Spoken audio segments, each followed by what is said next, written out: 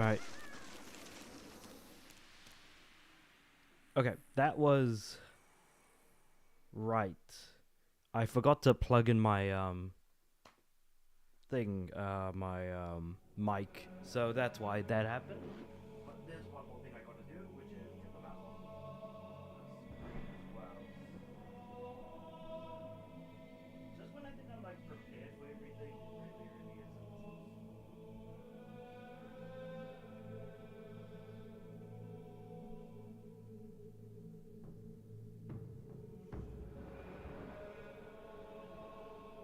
Hey Spyro, I'm doing good, man. How are you doing? Are you still working on I think was it Halo we were talking about? Um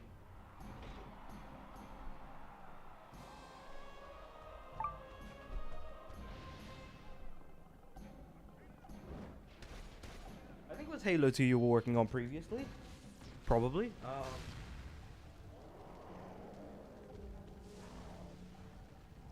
But yeah, I'm doing good. Hopefully you're doing good as well. Oh. Okay, so I've unplugged this thing. I'll put my phone here. And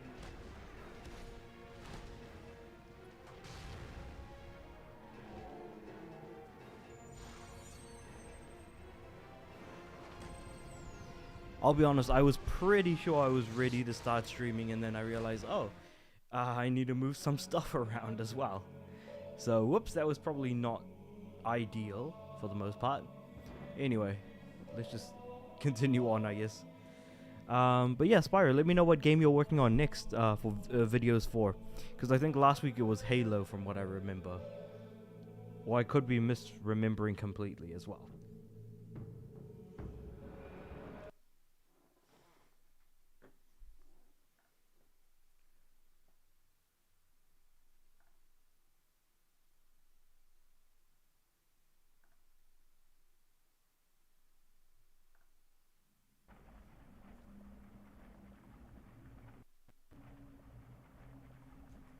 Oh yeah, that's right. So we basically, I think, finished at the end of the ice breath tutorial. Where are you? There we go. Yep, easy. Spyro, I'm out of shape. Working on Halo Reach. Nice, nice. What have we here? Our first catch of the day. Well, before I get too carried away, so does that mean you're doing all the Halos in order? I'd imagine that's probably the path you're taking, because that's what it feels like.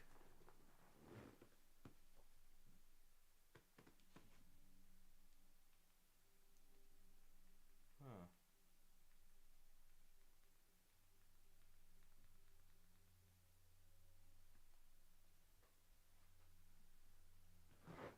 Ah, nice. Yeah, kind of figured.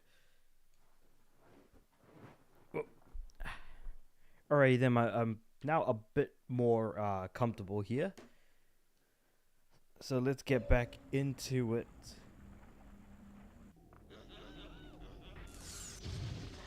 Ah, yeah, I still got the ice breath equipped on. How do we swap breaths? Yeah, so up is, yeah, to get back to fire. The only reason I needed to get back to fire was because of the fact that, like, that's still way more upgraded. Comparatively to some of the other breaths that I have. The ice breath. Okay, I feel like I just can't break that. No matter what. Get some health.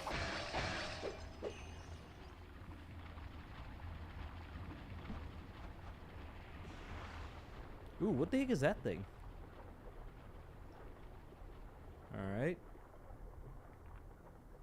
Alright, okay, so knowing the ice tutorial, I'm supposed to freeze water here. Using bombs to kind of... Wrong button. Yeah, I'm supposed to like freeze platforms across. Or to get across. Which is why I need the breath ability here.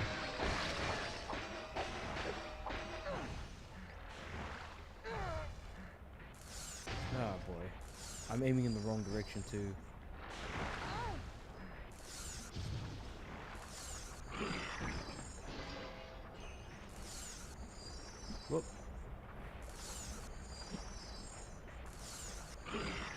got him. So I didn't know I could kill those guys by just hitting them with one hit of my breath. But it also explains why I've got access to infinite breath as well.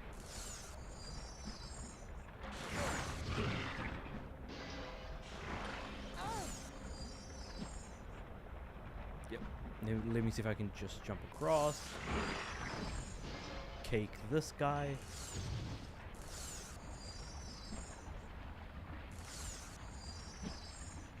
Oh boy.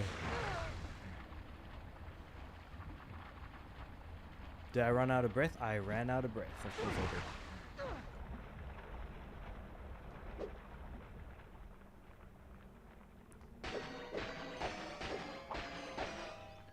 I wonder if it's possible to increase my actual, like, breath bar. I don't believe so, right? Yeah. I don't think so, so I've just got to deal with as much breath as I have. Also, that used up some of my breath by accident. I didn't mean to use the tail spin, but that's the button that I did press, so it's one of those things where I've just kind of forgotten the controls after the first stream, and now I'm like trying to make sure that I'm doing the right, making sure I remember the controls and stuff. Yeah, that'll have to do.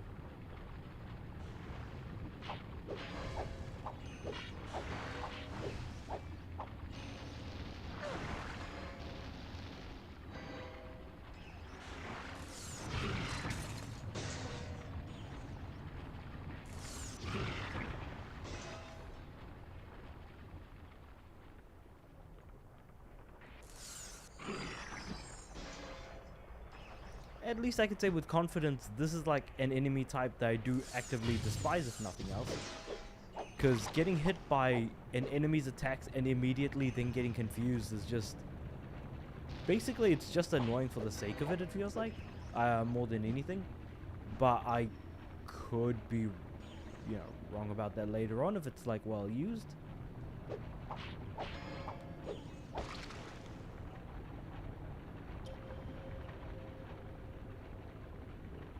Not even getting confused, it's just getting just kind of scrambling up your control scheme. Though I suppose that's a really good way of showing confusion. It's like, oh, the character's confused, but I can walk normally if I just use the controls right.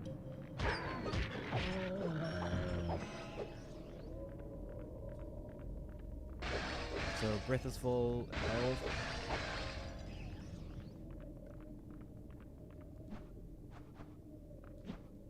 Cool, so we're working our way through the marsh at the moment. Is that a pirate ship? So these monkeys also have a pirate ship.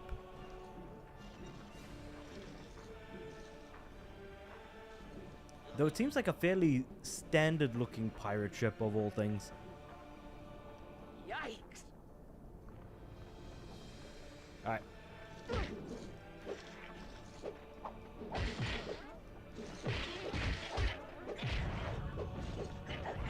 Okay, so I can just dunk him into the water and that's good enough to kill him as well.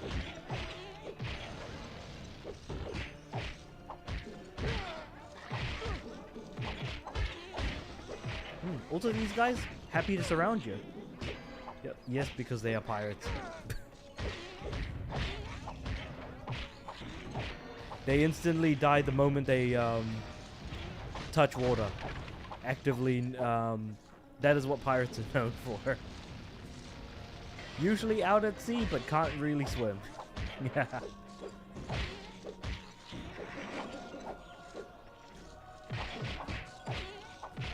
So imagine that. Actually, no, you don't really need to imagine that. That's very much what One Piece is based off of. The idea that pirates have insane powers, but the problem is in order to get those powers, they need to eat a fruit, which A, gives them the power, and then B, takes away their ability to swim, making them completely unable to swim in its entirety. So I guess, like, it's seen as more normal when you really think about the fact that it probably wouldn't be for the most part. But then now that I think about it, pirates are really just drunk sailors as well. So I don't think I'd be able to, you know, swim well if I'm halfway drunk. So I think there is some merit to the logic there. And they are my least favorite enemy. Ooh, okay. So about these guys here, is there anything in particular that you don't like about them? Is it because of how they fight? Is it the enemy design? Is it just the fact that it seemed lazy to just throw in pirates as an enemy? Like, where do you fall on that? Like, what makes them your least favorite enemy in particular? Is it the bombs? I mean, I feel like it could be any number of things. What was that? I think I need to blow this thing up with the bombs. So, I'll wait for him to drop some more bombs. Okay. Hey, look at this. Nope, I just blew myself up. They tried to gang up on you. Ah, I see. See, the thing is that I thought that that's what was trying to make them a little bit different, because like, that's when I was like talking about, oh, they surround you what's type of this? thing. Oh, right. Oh, it's L1. Yes, L1 is dragon time. Got it.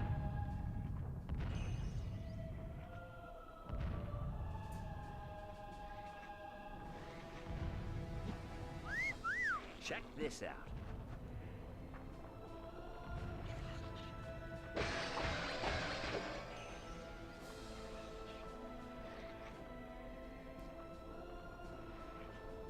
Psst, over here.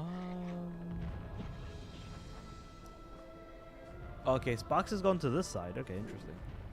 Also, I completely forget that like the blue gems are meant to be for upgrades and stuff.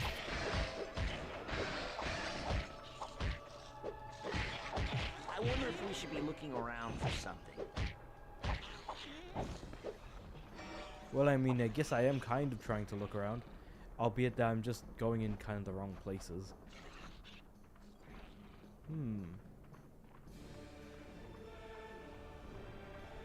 What could we possibly be looking for? I'm sure the answer will come to you.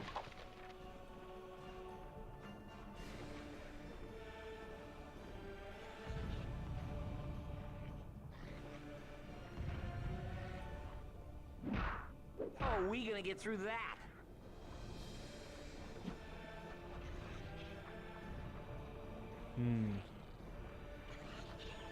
Oh.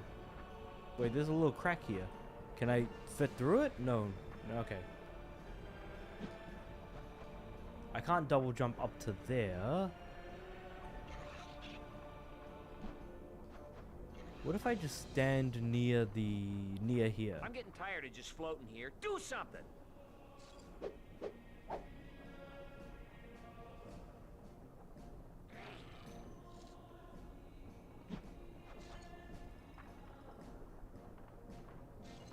I wonder if we should be looking around for something. Are those monkeys gonna drop bombs or what?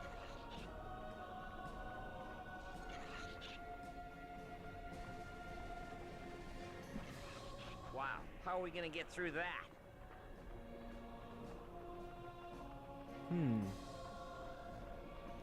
What else could there possibly be?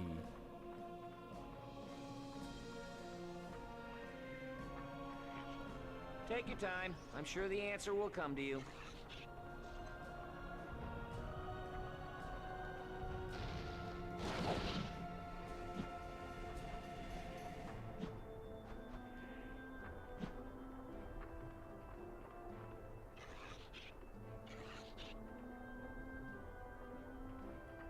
What was that?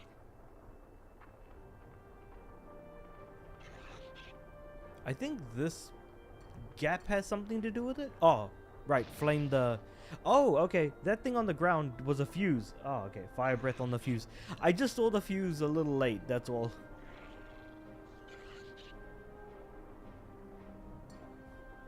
That didn't even look like a fuse.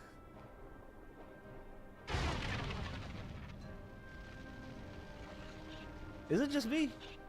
I feel like I was completely missing something here. But anyway.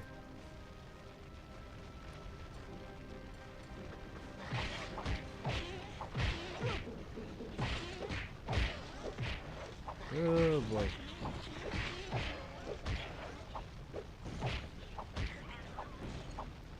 But then it makes me wonder, if the main villain is basically a smart monkey dude, what are the enemies in Dawn of the Dragon like? They can't possibly just be more monkeys, right? I mean, not going into spoilers, I'm just trying to guess based on kind of what I've played so far. What?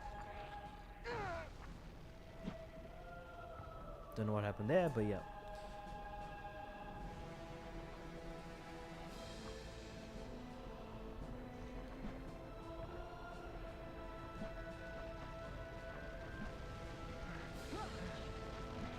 So I climb up to here.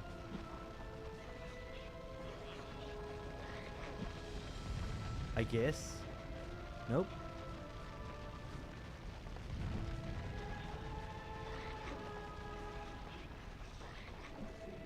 Oh, maybe if I go on this side. Nope, during no monkeys, there are plants. Okay, so instead of monkeys, you're dealing with plants? Interesting.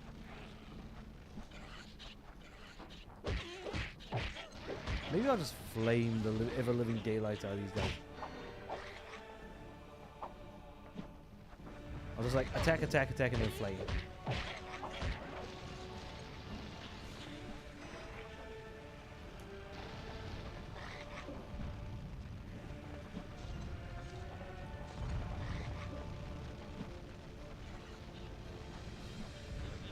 Oh, there's more gems.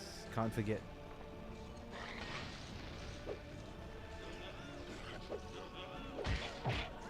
Yep, got him.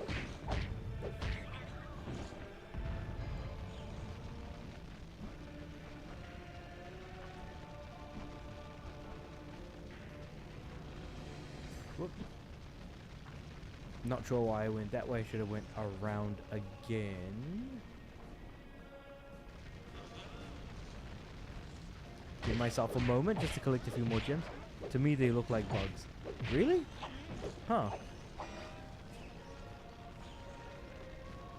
Interesting, interesting.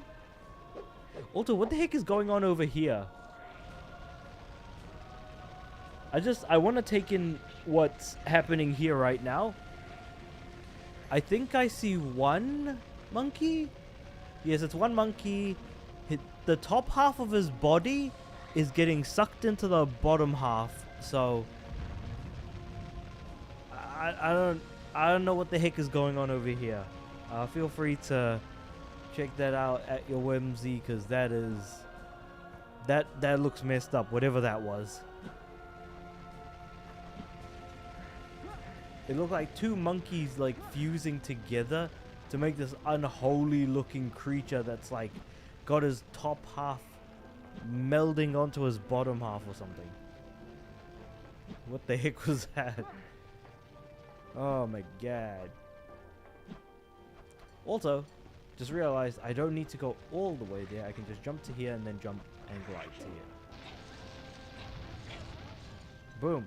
So Curse Wind Twister is gone and I can get onto the ship. I think I'm supposed to be on here at least.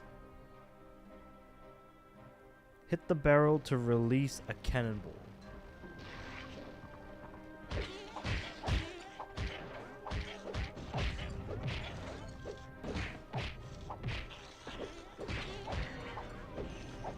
I think releasing the cannonball is probably not the most important thing I could be doing right now.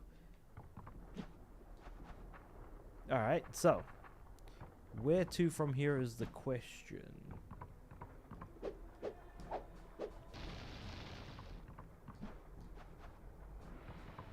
Unless I'm supposed to do something with the... Oh, okay, wait. So I take this, I put this in here maybe? No. Wait, what?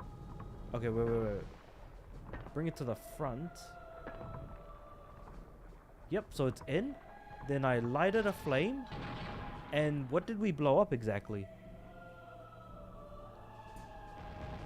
Ah, okay, we blew a hole in the wall. Okay, that area looked a little bit suspicious to me when I was there before, as I was looking around. Didn't think it was gonna lead anywhere, but sure enough, we've got a path forward now, which is neat. Now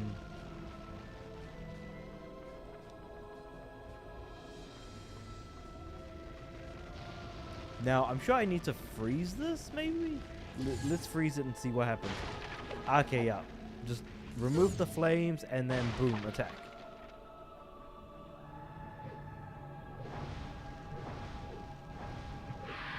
And now it's this guy again. Oh man.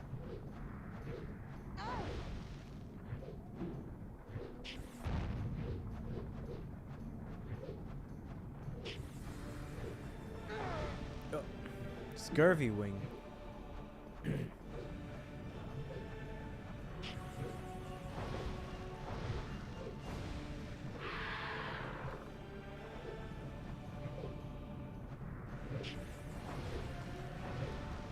There we go. Dodged like 3 times. I'm getting used to like this thing.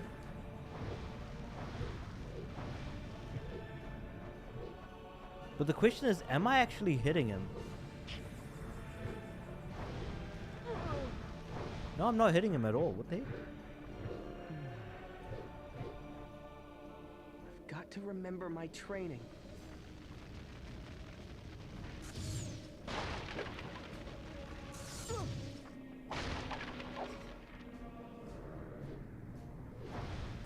All right, here we go again.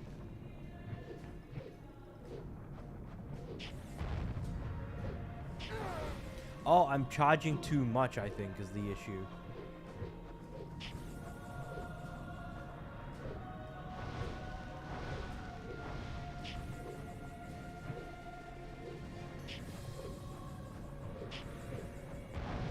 Got him at least once.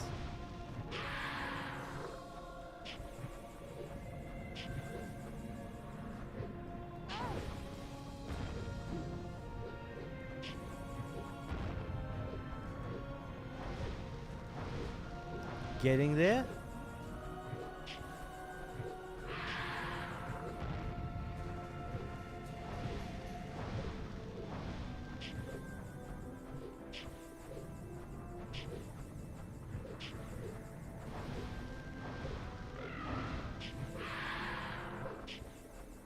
Scurvy wing is probably going to come up any moment now again.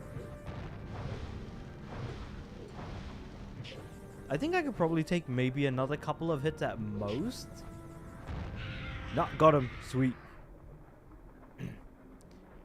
She blows. Include stupid pirate puns here. Alright. Oh, okay, so this basically goes up like a circular set of stairs almost.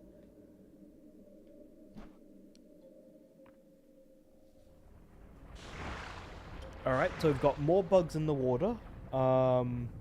We've got some, like, XP blue things, and this big fella here. Now, what's up with the big guy?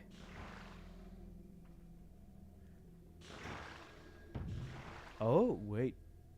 It's not just one, is there? There's 2? Okay, yeah, there's 2. Holyrood Spring Hand. Ah, okay, okay. So he does. So he's big, therefore he doesn't flinch easy.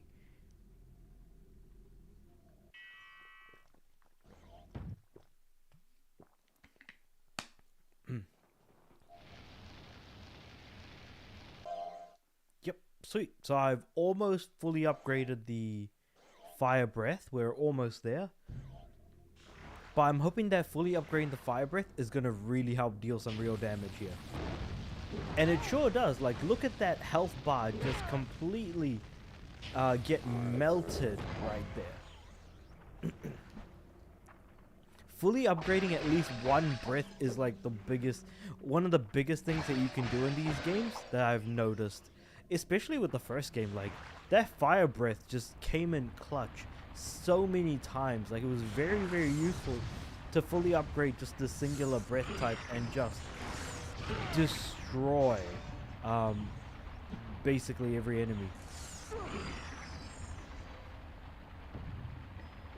Oh yeah, and these groove worms only serve to give me more breath as well. Am I dead? No, I'm almost dead. But yeah. Dead. Nice. I probably should make more use of Dragon Time. That's one thing I'm not really doing a lot of, to be completely fair. So we've moved past these purple pools of water, slime, sludge, whatever you want to call them, because again, when we first arrived here, it's like the very thing that we try to avoid. Making our way around. So now I've got plenty of breath. I just don't have a lot of health. Like I've got halfway down. Dragon Time, perfectly fine. But I do have full Wrath, or whatever it's called, the ultimate. So I'll keep that in mind as I continue to make my way down.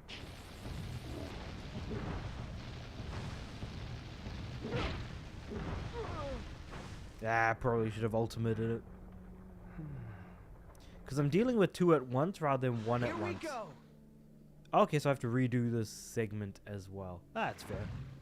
At least I've got a better chance of completing this area now that I know what I'm doing. So I'm just going to keep flaming. Jump. Oh. So that is when I was supposed to jump. I didn't, and that was a mistake. Cool, I got him. Now, my breath has been filled up again, so now I can begin to fight this guy.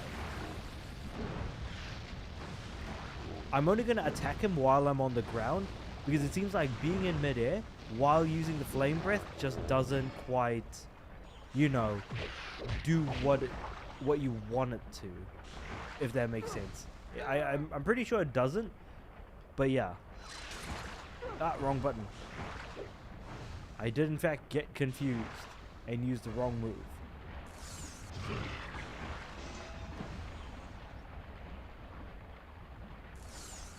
So these grove worms can actually come out of the water and attack you. Also, you can play Xbox and PC together on Halo Reach co-op. Oh yeah, that's true, because you're playing with MCC after all. And so technically MCC counts both Xbox and PC versions as a singular version, whereas original Halo Reach probably didn't allow that. In fact, did original Reach even come out on PC? I don't believe so, right? Yeah. Hold on, wait. Did Halo Reach originally come out on PC, like the original release?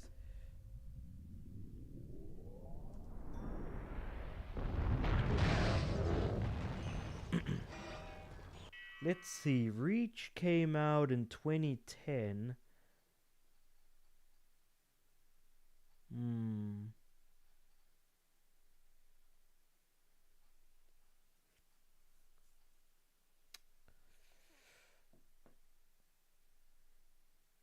Yeah, not sure. But anyway, it serves as a prequel though to the Halo franchise. So hey, if nothing else, you're getting, you know, like the pre-story, if you will. What the heck? Poor fellow just like walks out here, walks onto the water, just immediately dies. That happened? That definitely happened.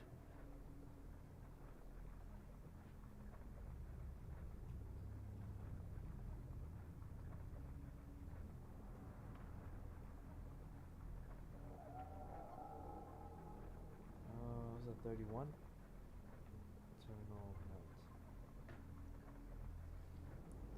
He does that. That's okay. So that's perfectly normal. All right. Well, at least I know that if it is possible to, you know, trip these guys up, that they can just fall in water and die like that.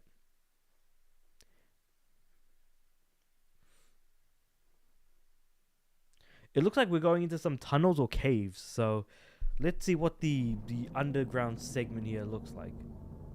Ooh. Or maybe more bottomless pit-like area. What the heck is this?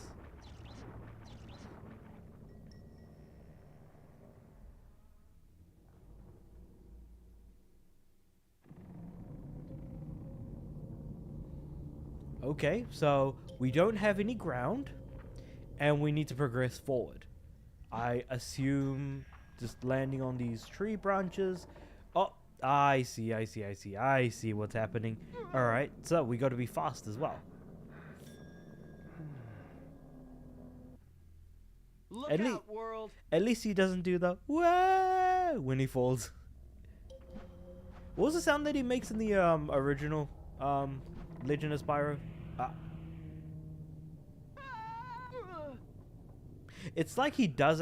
It feels like there is a ground, but you can't see it because you can hear the. I think I have the strength to go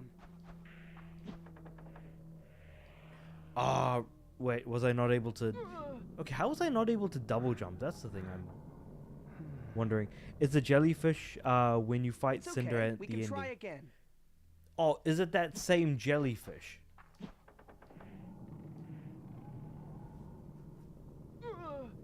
Interesting. I didn't think that would make a return. In fact, I didn't even register that until you mentioned it. Why don't you try shooting some magic out of your face?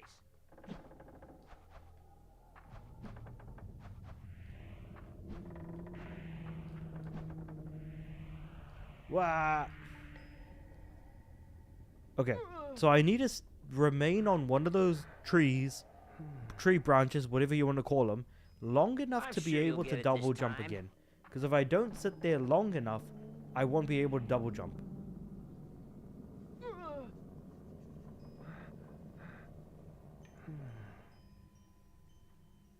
Let's keep trying.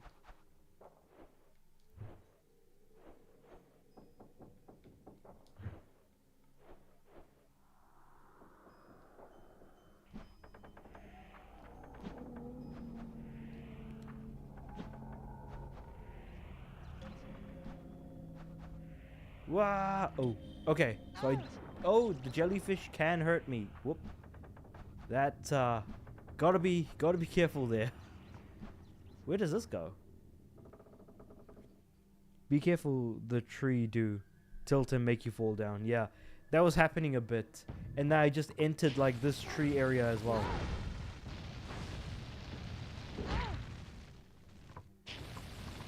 Oh. Okay, so.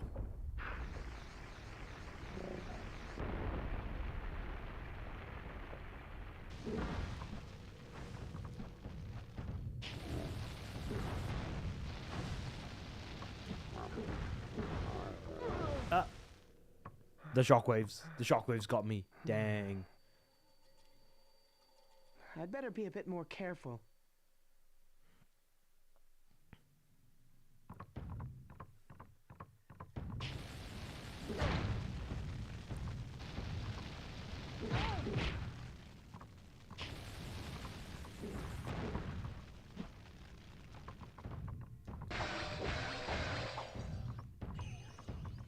Okay, so these guys do a decent amount of damage. I think I'm fighting with the camera more than anything at the moment.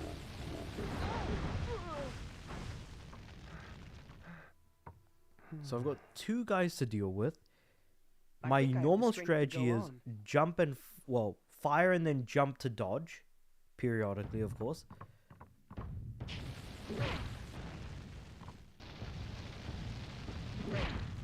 But when he attacks with the stick, he attacks so quickly that I can't jump and avoid it because he's attacking the very spot I'm Here we jumping on. go. So, basically, this seems like hit and run.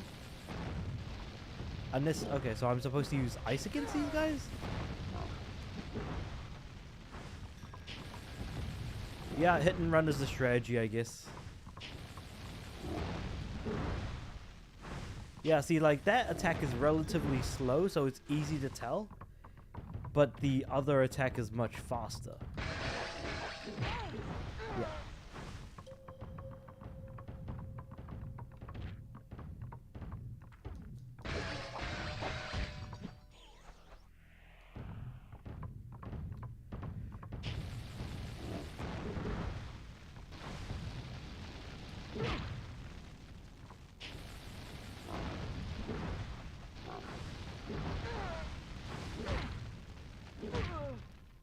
Oh yeah, and there's no post-hit invincibility, so if I get hit by one attack, the next attack I'll take Come on, damage I'm from sure you'll get it immediately this as time. well. That's annoying.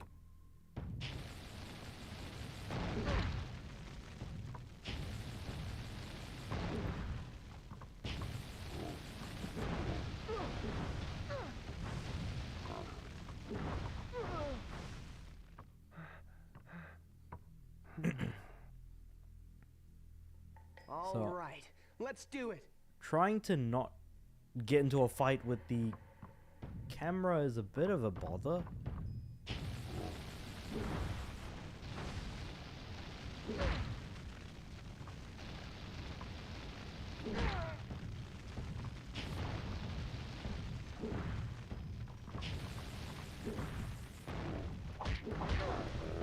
Okay, so I got one of the guys down.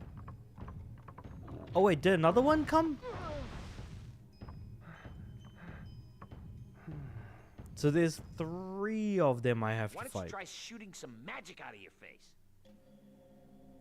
Huh.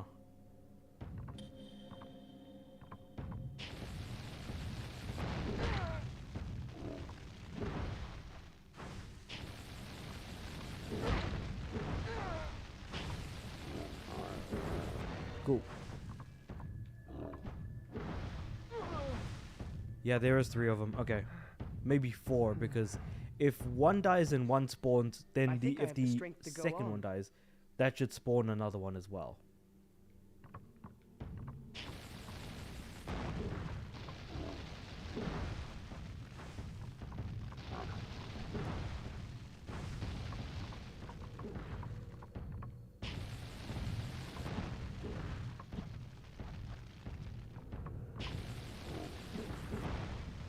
Yep.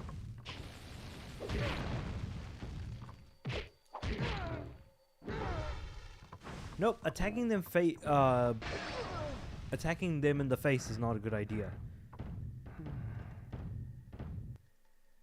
I'm sure you'll get it this time.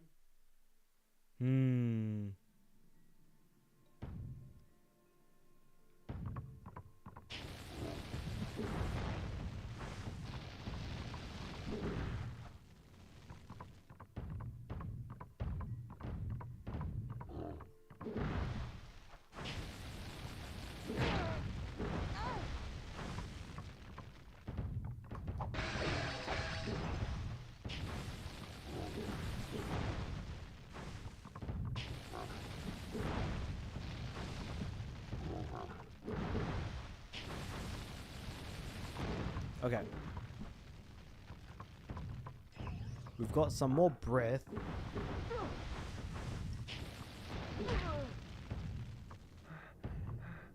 I've got to remember my training.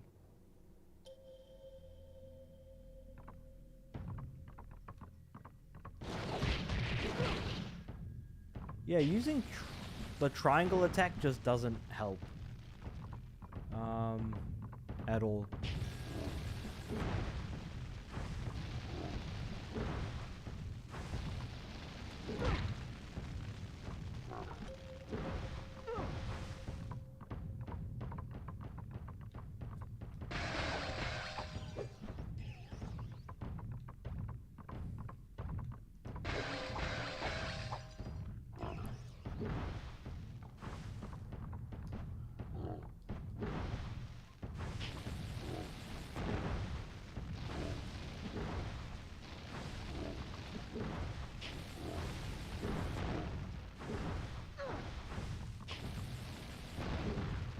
Yeah, I can only stay in the air for so long as well. That's a thing as well.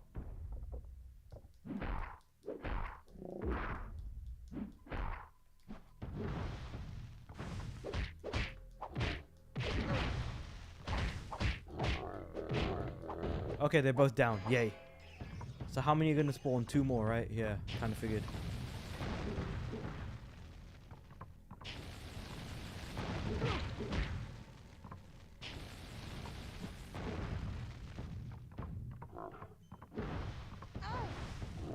I think this is where I'm supposed to be using stuff like, you know, dragon time. What about that move, use fire breath, jump and attack? Hey, try not to die Oh, again. yeah. Wait, hold on. Jump and, Jump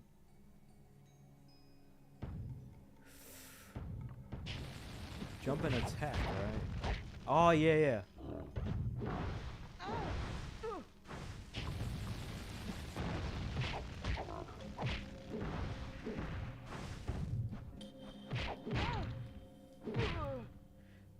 Okay, they're still decking my head in. What about that move? Use fire breath, jump and attack. Hold on, wait. Onwards to battle. Hmm.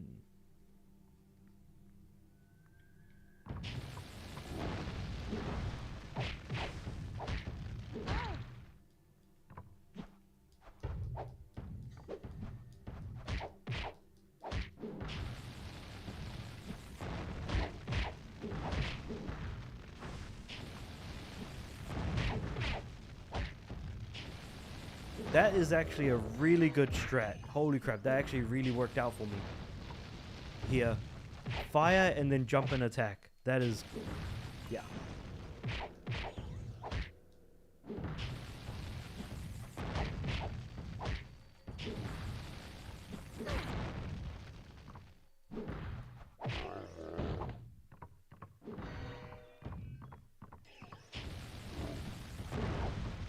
I think that needs to be the general strategy for most big guys.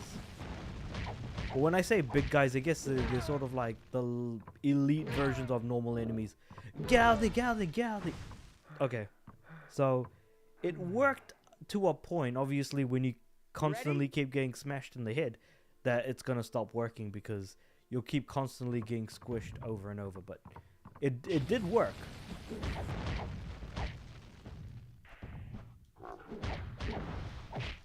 Now I need to get out of there to avoid getting squished again. Ah.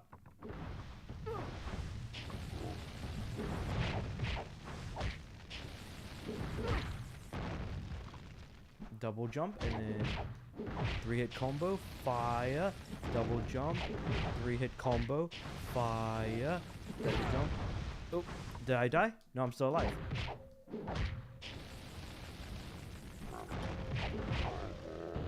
Nope, I'm dead now? No, not yet. But I'm almost there.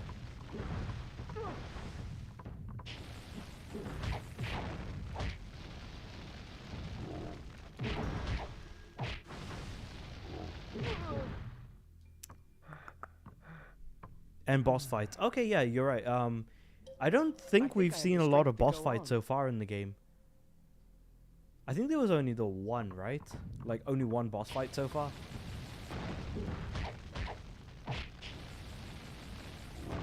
Because it's hard to differentiate, like, a boss fight between, like, say, just a fight with a ton of enemies just being thrown at you for no reason.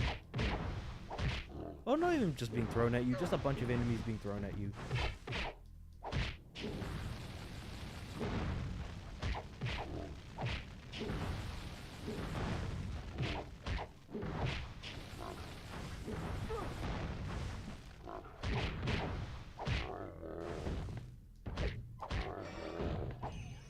Okay, cool. So I recovered a lot of health and breath there.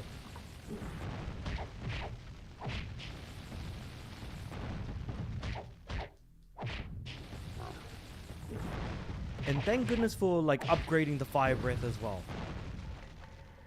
Those upgrades, absolutely huge.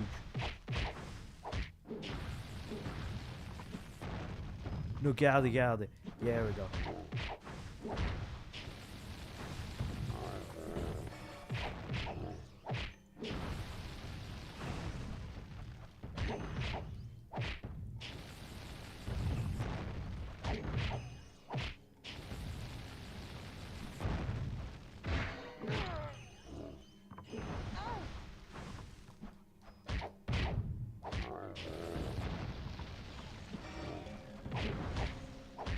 That's the weird thing about fighting enemies that basically don't flinch at all, is that you aren't given much of an opportunity to keep decking on damage or like being able to add more damage to whatever you're currently doing.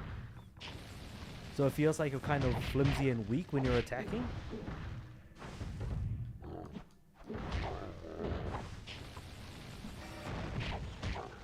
So I don't know how many enemies that is. I think that's either 4 or 6. I can't remember. But hopefully this should be the last of them, since no one else is spawning.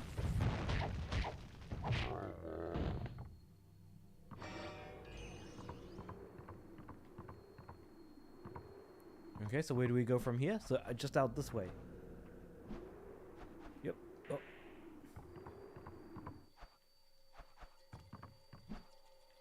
I got stuck under the flower thinking I'd be able to double jump out that way. Okay, cool. Let's get out of here and move on to the next. It's the jellyfish. Let's go. Alright, so I landed on the first jellyfish, but I'm still kind of aimless here. So I need to wait for that one to come back. Gotcha. Alright. Then jump over and fly. Nope. Oh man, I thought I had it too. I thought I had it. Why don't you try shooting some magic out of your face? There we go. And then, okay, so basically Sparks is kind of just showing me the way here. Oh, and the bright ones are the ones that are gonna, you know, can go electric and hurt you. But the not so bright ones, those don't really do that. Got it. Okay, so I've basically kind of picked up on the idea of like the jellyfish.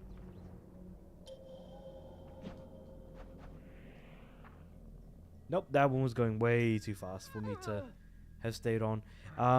Or rather, it was already a little bit too late for me to land, I should say. Onwards to battle. Okay, here we go. Boom. Alright, next one.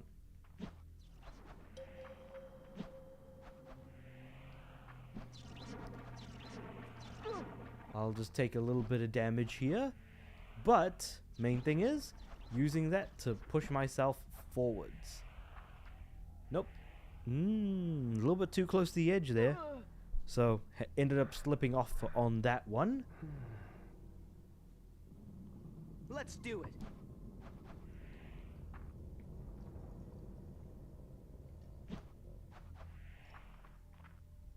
Spyro still got a pretty derpy look on his face. Looks like the exact same model from the previous game. Well, I mean, it was also annualized, I guess, in a way. I mean, what New Beginning was, what, 2006? This was 2007, and then Dawn of Dragon 2008. Until we got Skylanders. And even then, Skylanders was, I think, somewhat annualized. I could be wrong about that. But for some reason, I felt like it was, wasn't it? Was Skylanders annualized? We will be doing 4 players on Halo Reach. Ooh, very nice. Wait, so you managed to get 4 people together for Halo Reach? Nice.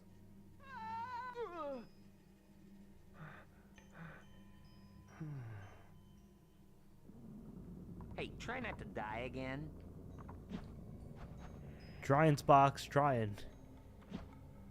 Still though, I'm surprised. There's a very much a lack of music here. I'm surprised I didn't notice that until now. Because I usually like a little bit of music from the game I'm to sure just kind of you'll get kick in it a this little bit, but time. there's a lack of music here.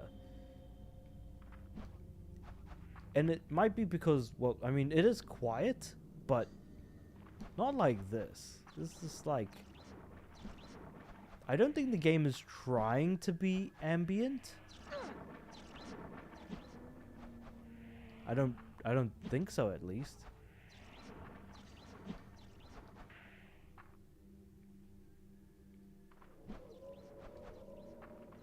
Wait, so does that mean you're going to be trying to do Halo Reach solo first and then do 4-player co-op afterwards, right?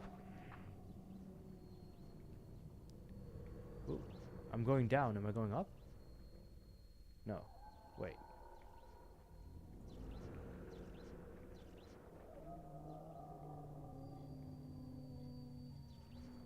I only got 2 of my friends. I just need 1 more.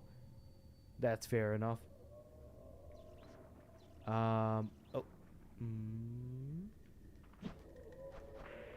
Okay, yeah, because I was like worried that if I tried to fly up to this one, I was gonna fall off or something. Okay, anyway, let's keep moving forward. So I assume I have to go down this way, right? Ooh. Yeah, it's almost no damage across these ones. But took a little there at the end. Oh, another big guy.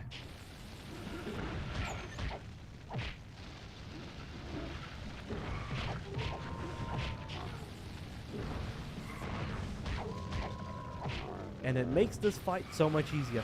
Oh, actually, speaking of which, I ended up getting buying a oddly expensive game that is going to arrive in the mail soon. But it's basically Tony Hawk Ride. With the game with the skateboard controller and everything, like Let's do it. it was kind of pricey, but I would, even though it wasn't a good game, I still had fun with Ride when I played it at a friend's house. So that was just like a weird buy from the past like couple of weeks. Was it no, this week. I actually bought it this week. Never mind.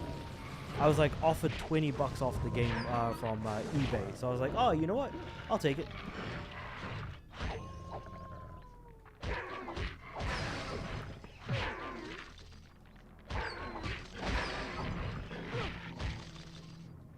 Okay, so these guys, I think if I'm able to just, yeah, there we go, bash the ground like that, that is good right there.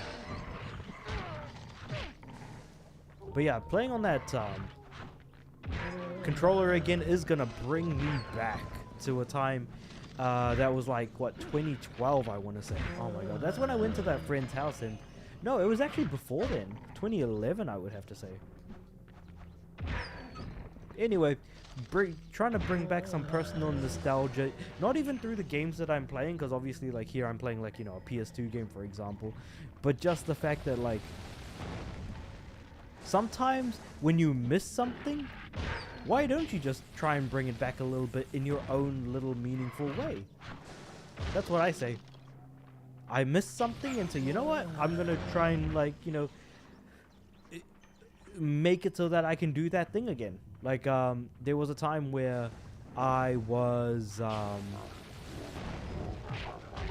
I missed playing the Wii because I always played on the Wii pretty regularly back in the day. With family members.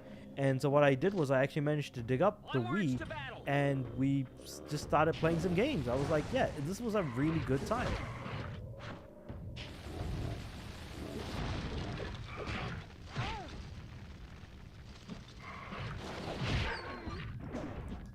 Oh, I don't know why I was pressing triangle for some reason.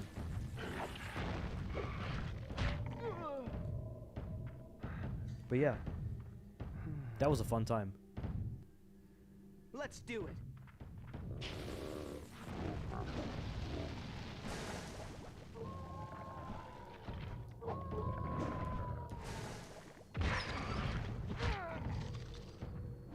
Oh, these guys are ganging up on me at the moment.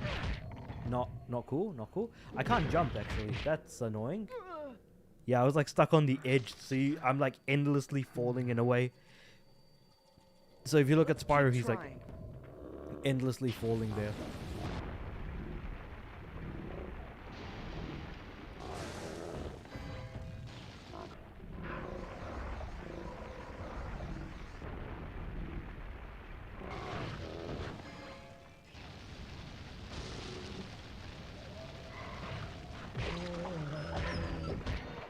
Got him. Alright, sweet.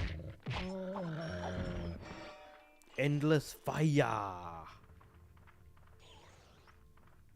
How much can I upgrade my fire breath at the moment? Oh, that's actually a decent amount. Like, I can almost fully upgrade it. Maybe what I'll do is I'll save up some more XP.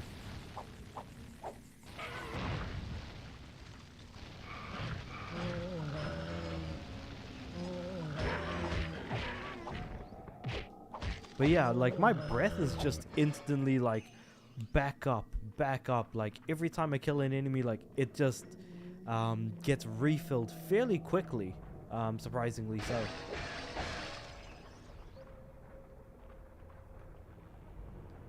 Cool, so what are we doing here? We need to get into there, I imagine. So if we glide from here, do we need to go onto those platforms on the far end? No, that's not going to work. Okay, I take it we need to ice our way over there? Yeah, we've got ice. Nice. Alright. Creating ice platforms using our ice breath in order to reach the other side of this poisonous bog, mire, stench thing, whatever you want to call it.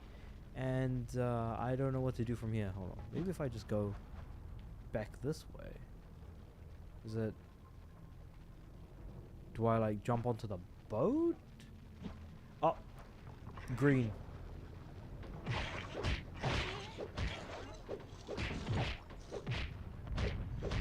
I see the green crystals that green gems rather, or green crystals that give me green gems. That must mean that is the way to go. So question is, where do I go from here?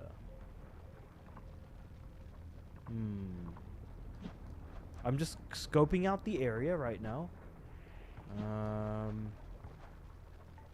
So it's there, I think.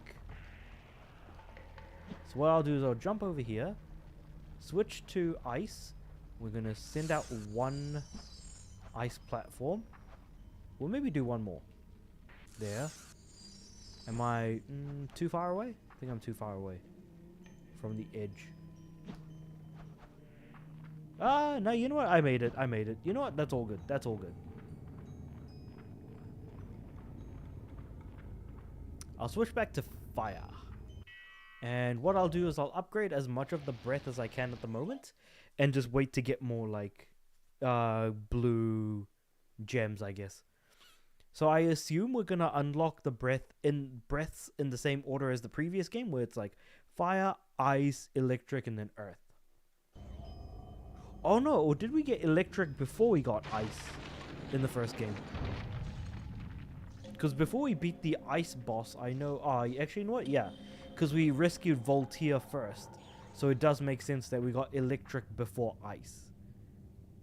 And then earth last in the game. So that much I remember. Remember, I've got bad memory. Bad memory over here. So I forget things very easily.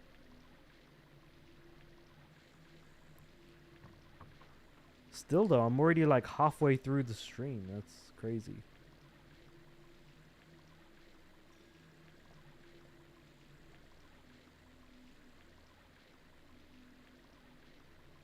Is that your dumb tree? It's beautiful. Can we go now? This feels like the right place, but I'm not sure what I'm supposed to do here. Wonderful. I'm gonna go wait over there. You know, give you a few minutes. It looks like the stream dropped for a second and then came back. Huh. Okay, okay. Interesting. Not sure what happened there, but yeah, the stream did drop off for a sec. But I was just thinking like how... Give me a sign or something. But I was thinking of like how I'm already halfway through the stream.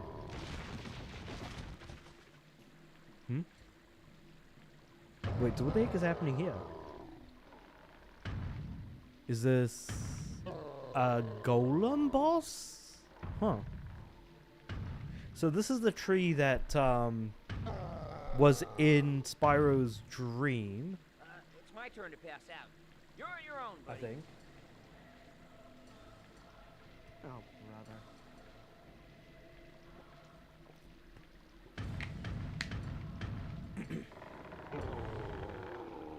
So because this thing is standing on top... Okay, no, this type of fight. Got it.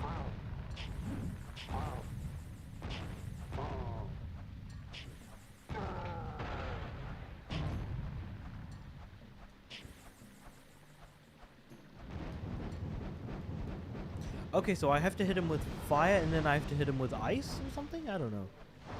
So hit him with fire.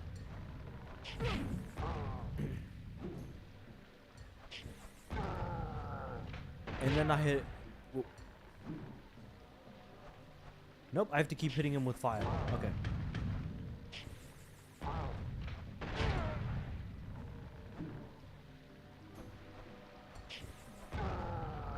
I have to hit every part of him with fire, I guess.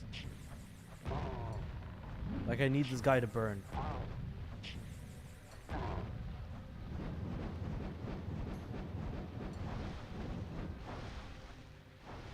Okay.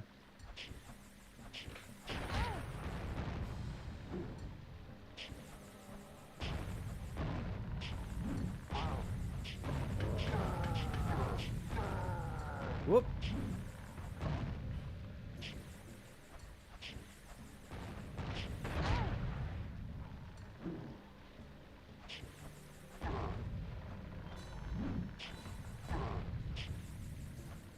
Oh, did it go over his hand? Okay, so he's recovering health? Like, how many... Does this guy have, like, multiple bars, I think? I've gone by that guy, he the Gorian. Okay. Gorian.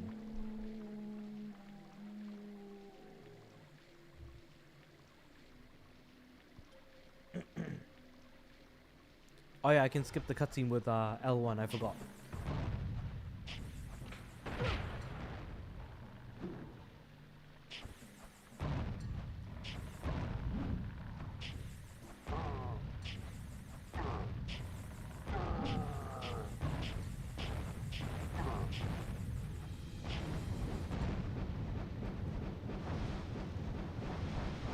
Alright.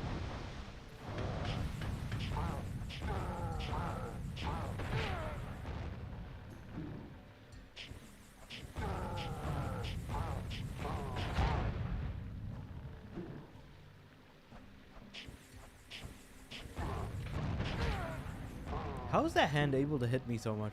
Oh. That's annoying.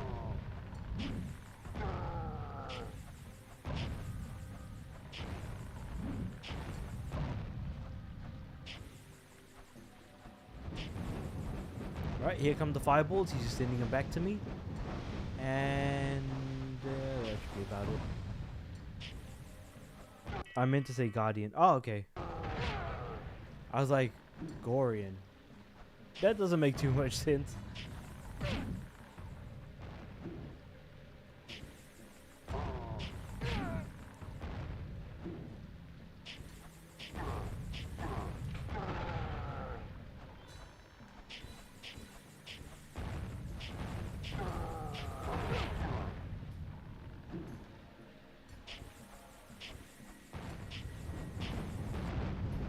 Okay, so he's going to be recovering some health, I think? Yeah.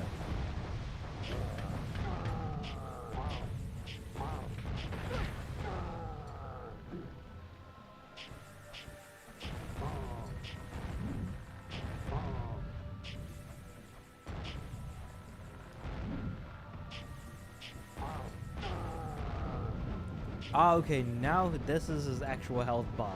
Because I'm used to, like, characters have, like, red health bars. So this is going to be the actual fight itself.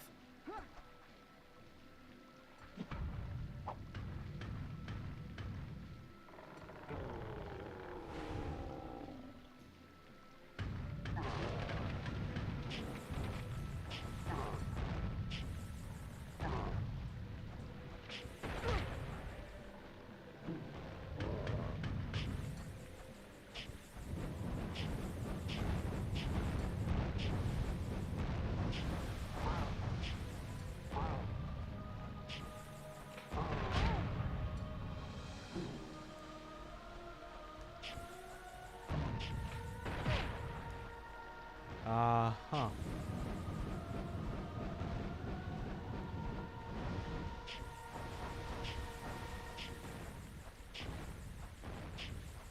Am I hitting anything? I assume the boss is there somewhere. Ah! This doesn't look good.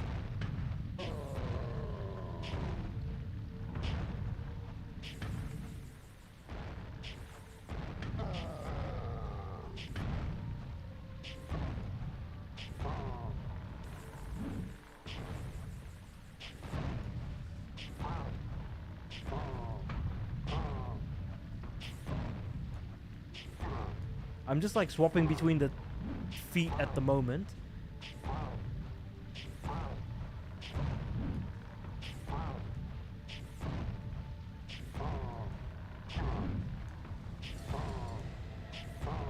And I think I'm doing some pretty good damage at the moment.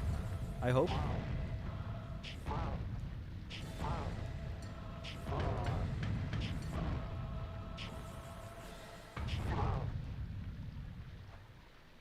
Okay.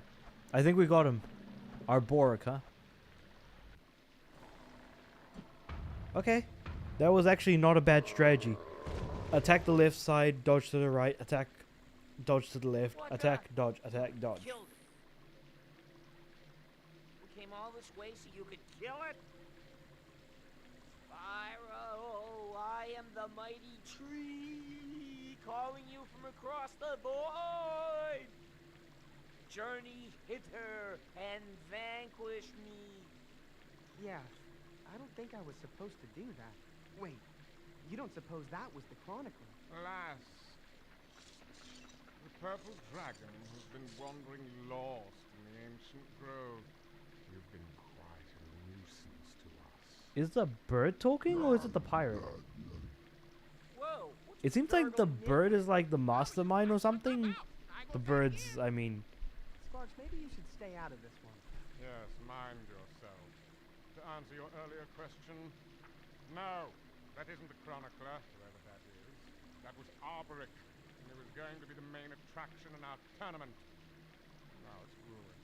Gosh, I really feel bad about that. Oh, really, no need for remorse. You'll do just fine. Hmm? What does he mean by that?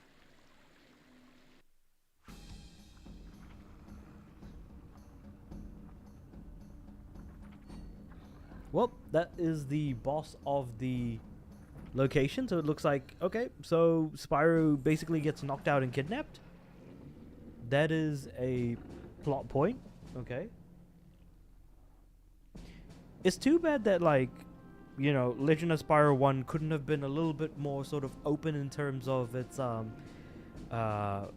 ability of just being able to travel back towards previous areas and being able to, you know, maybe put in some collectibles and things, make the, you know, finish the game off kind of open-endedly. That would have been nice. But, you know, maybe they might do that later on. Sweet chariot, coming for to carry me home. Sparks, must you do that? Well, maybe I do. Must I do that? And you know, it might be just crazy enough to work. Well, Sparks is dealing with things in his own way, it looks like. Sorrow behind you and clap your hands with me. Let the joy come pouring down. Rain By, on me. well, not shutting up as per usual. Can't you feel it? Can't you just feel the love in the room tonight? You know, if these pirates actually had more, what's the word? Some more, you know, guys in the brig, it would have been good. Yeah. Wait, Moliere? Is that really your friend? It's me. Where are we? The guy from the, ice caves? On Scab's ship. Also, be careful. This place you're at, it's very hard to fight.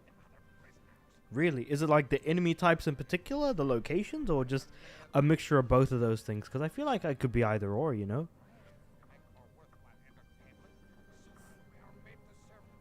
Also, do we get earth breath or electric breath here?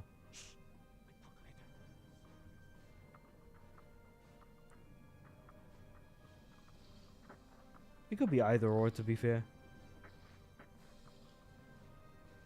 I trust your living quarters are to your liking. I don't know. My roommate could be more fun though. I thought I told you to be quiet, fool. And you, get ready to fight.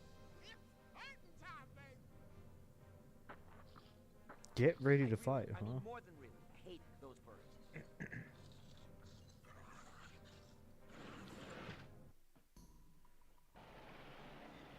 So we're going in like a sort of a Colosseum direction, huh? Fiends and felons, scoundrels and swindlers, welcome to the first event of the evening. Also, is that supposed to be like a bat or a owl? Quench your thirst for brutality. Enough of this jibber-jabber. Let's bring on the pain. Introducing A creature both rare and powerful. A creature of might and magic. Prepare yourselves and feast your eyes on Spyro, the dragon! Interesting. Okay. Wow, if we weren't about to die, I'd say this is pretty easy. Please, no, Shaggy, just help me. I've got a bad feeling about this. Ah, that's the butterflies in your stomach. Trust me, I know. Both. Okay, okay. Interesting, interesting. So location and amount of enemies and things like that. And love them. We offer you none other than the twins of terror themselves, the Blundertails. Oh no. Really? This is the kind of enemies that we're up against? If I know anything about the previous, like... Okay. Where? Use Spyro's knock-up attack to surprise blocking enemies.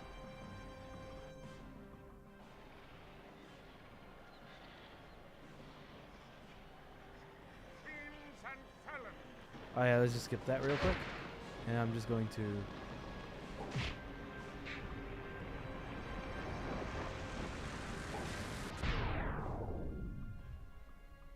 Spyro's knock-up attack. Is that like when I just jump and attack?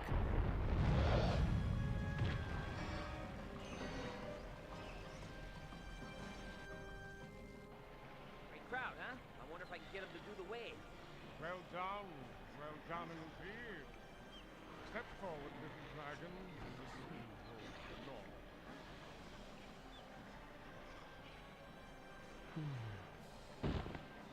You waiting for something to move for you, boy? Don't just stand there. This ain't no puppet show.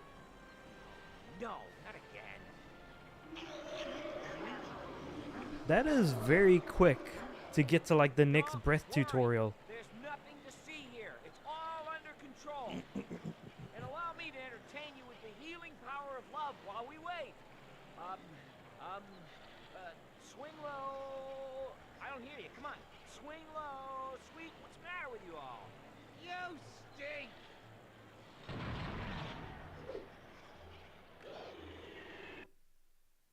Alright, so Sparks is keeping them busy while we get knocked out. Cool, that makes sense. Not necessarily makes sense, but like, yeah, we're there. We're there for it. So what are we doing here? What is the next breath? Green? Earth? We're looking at Earth breath? No. You've come far, young dragon. That was the Chronicler again. You might have said you would help, but you've only led me on a path to nowhere. Our path through life is not always the path we choose. Sometimes our paths are chosen for us, and it is our destiny to follow it wherever. Well, we're trying to follow a path, but the path isn't really leading us anywhere except for blocked paths and other places. You know what? A path is a path. You can only take it for what it's worth, I suppose. Alright. Be steady, Spyro, and use The power of the earth to feel your way. How's it that electric is last of all things? I really did not see that one coming.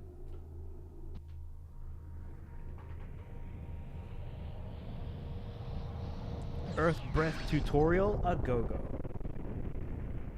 Power of earth and nature is a mighty one.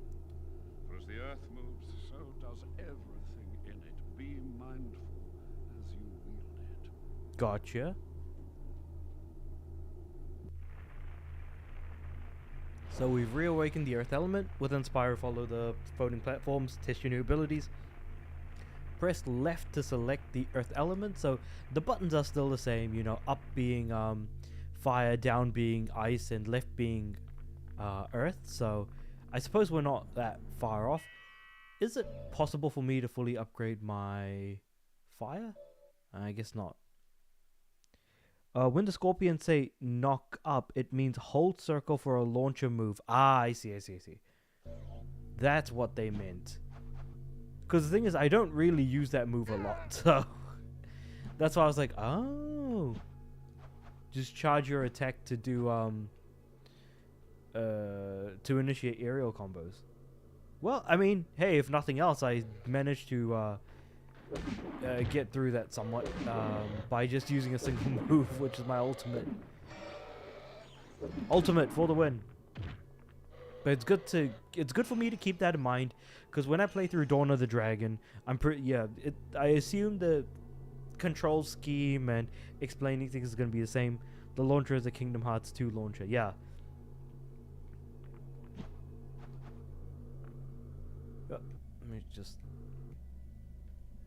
no, actually, well, let me just go backwards. No, I'm falling!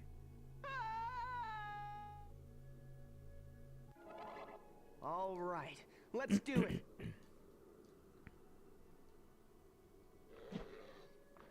All right, here we go. 1, 2.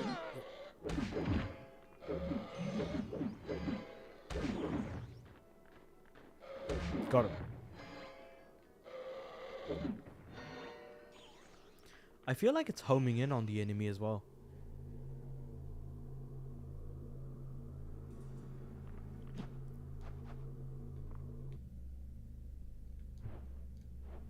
I feel like they need to give us an excuse to use Dragon Time, or we would probably just never use it at all. Or never have a need to use it. Earth Pound Attack. This attack is very useful to knock up surrounding enemies.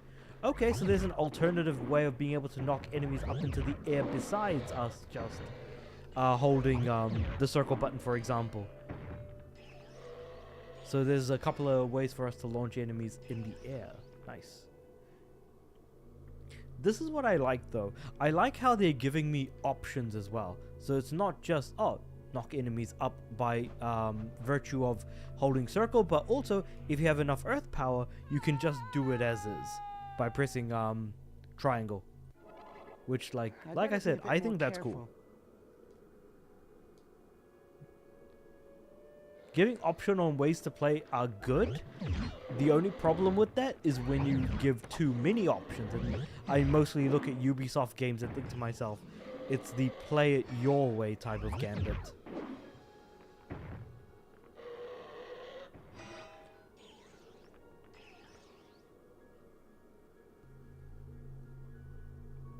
Alright, here we are. So I'm just going to wait for this one to turn.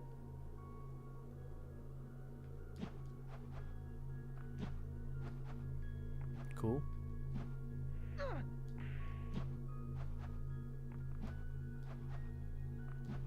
Made it. Use Spyro's earth flail to destroy the rock debris. So that's square.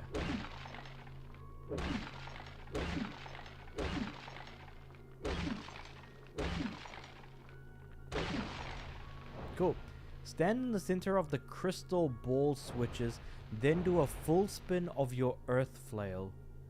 Charge them with magic. Oh, okay, switches.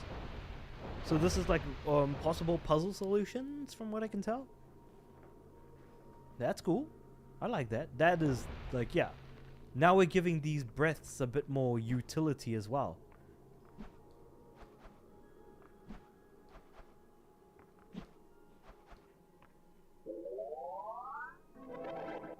So we're giving the breath not just combat use, but also general puzzle solving utility as well. Defeat the enemies, fill your fury bar. Ooh, and now the earth fury. So what does this one gonna look like? Is it just gonna be similar looking, but just green? It could be, could be. Also, the earth breath is basically just a ball that's like being slung out almost. Like slinging out a ball, yeah. Alright, here we go. Is this game better or worse than A New Beginning? So far, I'm not too sure, but in terms of like my overall thoughts, I think that this game seems better than A New Beginning. Because the breath abilities are given more utility. The upgrades are actually a lot better this time around, so you're just upgrading the individual breath abilities or elements instead of a breath and a secondary element. I do think that the boss fight in a heroes, not heroes, a I new think I have the beginning strength to was go on. better with Cinder especially, since I don't think I've come across any fights that are like that here. While I do appreciate the increase in difficulty, it seems to be more unfair, so you really need to come up with your own mechanical ways of dealing with larger enemies. Like, for example, using your fire breath and then jumping and using a 3-hit combo, for example. Also, for some reason, this game seems, at least from me playing through it, it seems shorter than the first game. So that might be to its detriment, I would say. But I probably won't have like a full set of thoughts about it until I finish the game, because like the actual what's it called, the length of the game might lean into whether or not I think it's better or worse than a new beginning. Ooh, the double jump. Yeah, so I didn't stay on the platform long enough, and so I wasn't able to double jump. That's a really annoying thing, because Let's keep this trying. game tries to add platforming, but because the movement controls are kind of rubbish, it kind of hurts the platforming rather than help it. Like when I land on a platform, for example, I can't just double jump immediately. I need to wait a second and then try to double jump. So the controls don't feel particularly snappy in that sense. We are visiting new and different areas than what we normally would in the previous game. So if nothing else, it's... No, actually it's still as much of a corridor simulator as it was before. So I think that's kind of staying the same. I think it's going to be basically on the same-ish level.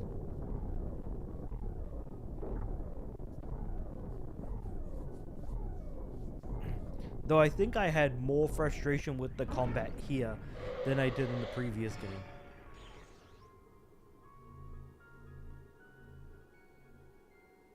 So I feel like it certainly feels like a mixed bag for sure.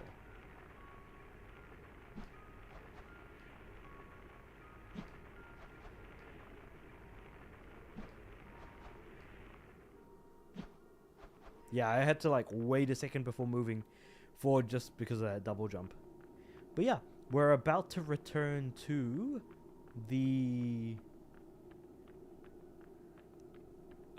area that we were at before. I've done what you've asked of me and followed your path. Yes. I heard that Dawn of the Dragon was very close to being at Kingdom Hearts 1 quality, which is impressive. It almost did. Now, from what I know about Dawn of the Dragons, I know that Dawn of the Dragons is the best of the 3 games. From, you know, like looking at reviews of certain content creators that I've been watching personally. Creatures of this world cannot resist its temptation. The well of Ooh, what's souls this? The Wells of Souls beckon them as the eternal darkness approaches. Night of eternal darkness, I should say. It is the night where the celestial moons come together in a great eclipse that shrouds our world in darkness. Okay. The Well of Souls is the pinnacle of its terrible shadow, stirring the spirits of the deceased from their eternal rest and permitting them to roam freely within the halls of the mountain. in the halls of the mountain, If only for a short while. Huh. And soon the light of eternal darkness will be upon us. Find me in the celestial caves of the White Isle. So, how do we get from where we are now to the White Isle? That's the question now.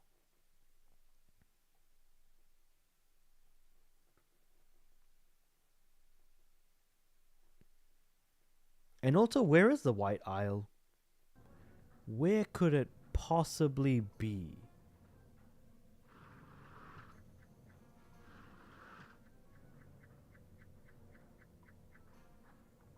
Get up, lazy fool! It's time to bruise, not time to snooze! I can't even look at you. You disgust me. Hey, you and me both, Pally. Don't touch me! Most people still prefer Eternal Night more than A New Beginning since they improved the repetitiveness. Are you ready for But making the game shorter doesn't really make it better. Yes, it's more repetitive, but you know, if the game is maybe like an hour longer, that might be more beneficial than hurtful, depending on, I guess, what the content is. But for me, they're both kind of on a similar level at the moment. And his opponent, needing little introduction, The Prince of Ages is out! the one and only Ravage Rider, what the heck is that thing? It's like a shark ship, so a shark face pirate ship that's flying around and has a cannon for a mouth. That's something, I guess. So I can't really attack him like that. What about if I try to flame him? I guess I can try to flame him a little bit. Ah, I see, I see.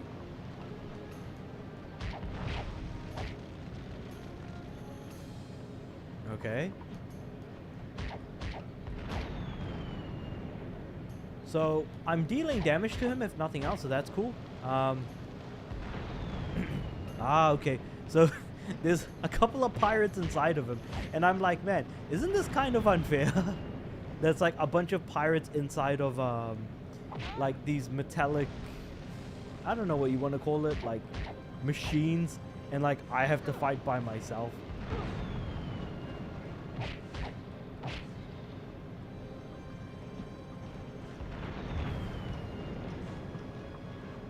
I guess I'll just get on this side.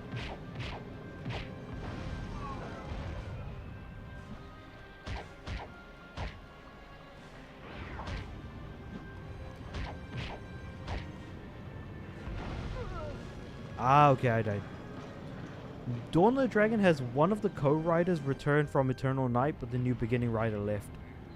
No, that's fair enough. Are you ready for Alright, here we go. Let's get back into the fight against the Ravage Rider.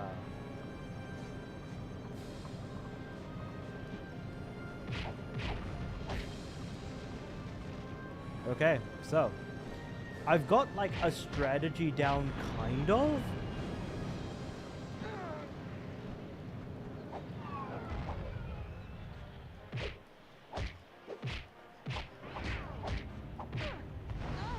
What? I took how much damage? So I need to wait for the ship to basically make its way around into the middle and then attack it. Interesting.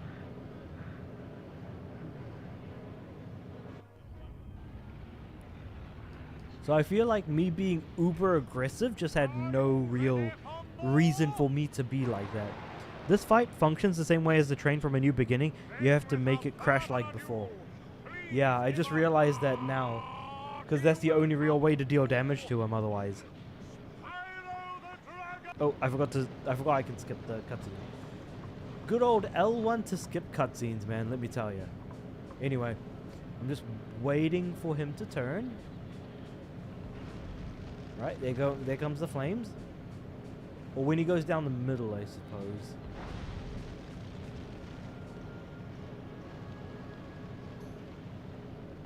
Some more fire.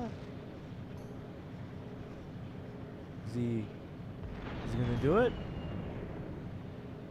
There we go. Ah. Nah, I wasn't able to attack him, damn. Oh. Well, he crashed himself, so it wasn't me. Oh, I died. It might just be better if I wait for him to crash himself. Because I didn't actually do anything and he just crashed. Oh. Ooh, that's right. I can make use of, what's it called? Dragon time in some way. I'm just thinking how. Just imagine if this game was not able to skip like the first Kingdom Hearts, I would lose patience. I would 100% agree, because the thing is that every time you die, it has to like replay the cutscenes again. So I would absolutely lose patience as well.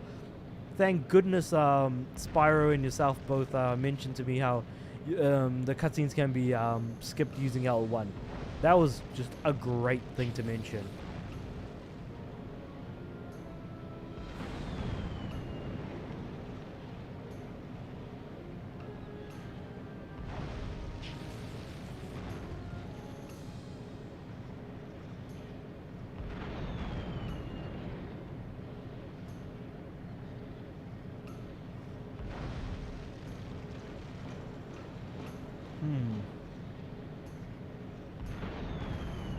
Any moment now, I guess.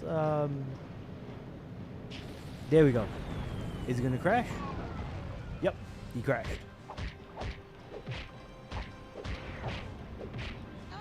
No, I got hit by the fire and I'm dead. I really should have run away. I keep forgetting that, like, oh, the fire does deal insane damage, but I tried to capitalize on the damage dealt, I guess. Was that a good idea? No, it wasn't. But I could have used Dragon Time to actually completely remove that one health bar, actually. So that could have actually worked. To be fair.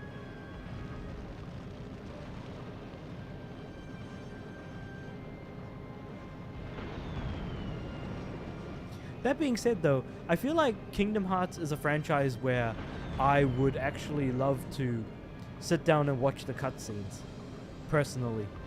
I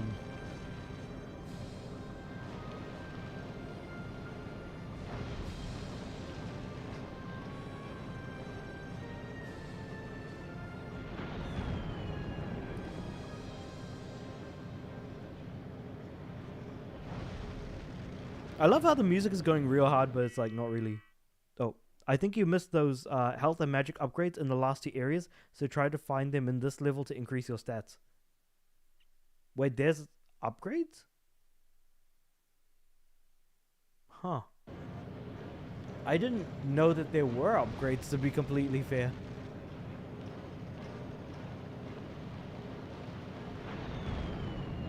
The game made no mention of them, and they're not easy to find, so I kind of just assumed that they were... Okay, okay. Yeah, I definitely didn't find any upgrades. I assume it's like the dragon heads or whatever that I was looking at in the save... Not save menu, the pause menu. It's there... And green dragon heads. Okay, yeah, so it's these dragon heads that I'm looking at.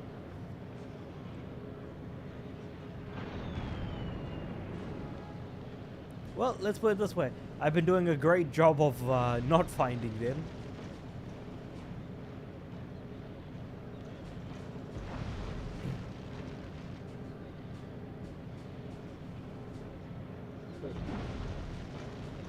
Any idea where it could be in this area, though? If anyone's got like any like info on where those upgrades could be, that would be very much helpful. Because I didn't know if like the health or breath upgrades could even, like, if there was such a thing, to be completely fair.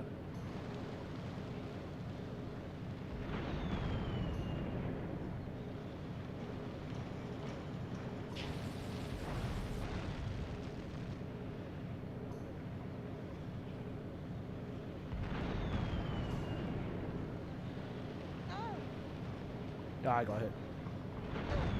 Nope.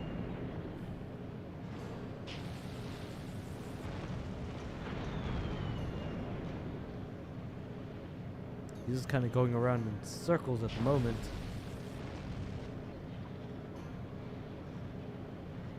Use the earth breath. It's much more useful. If you press square repetitively, it deals a lot of damage. Really? Hold on, wait. Let me just equip the earth breath real quick here. Wait.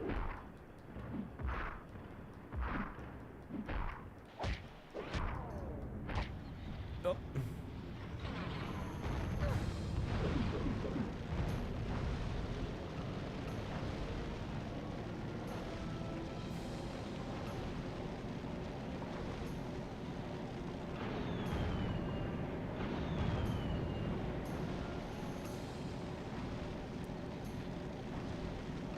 Oh.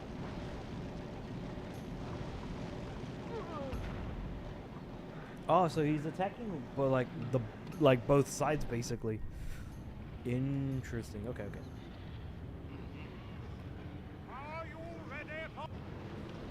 Let me try that actually. That sounds interesting.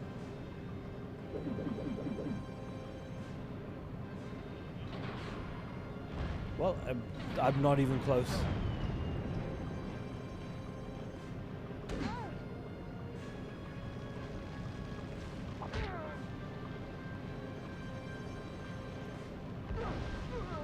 What I'll do is I'll get myself killed and I'll just try and like reset the fight. Skip the cutscene. And then switch to fire. All I want to do is just make him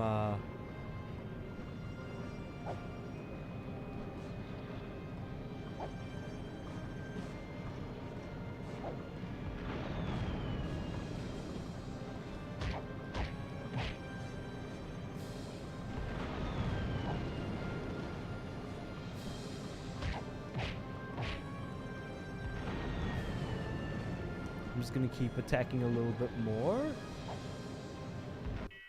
Don't use your map since you lack oh, okay.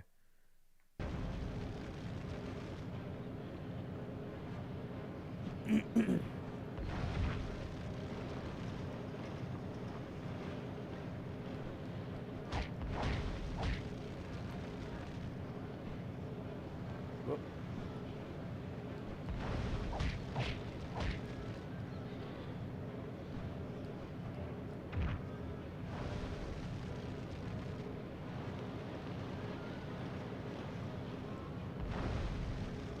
I'm gonna try and use my breath not too much. Just when I absolutely need to.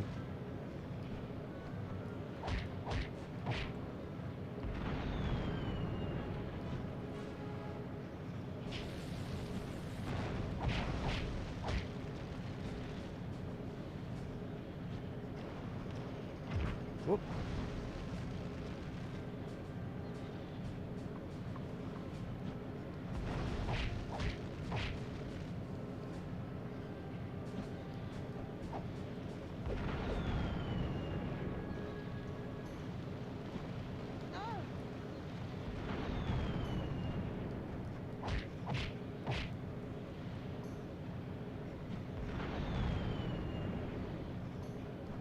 Whoop.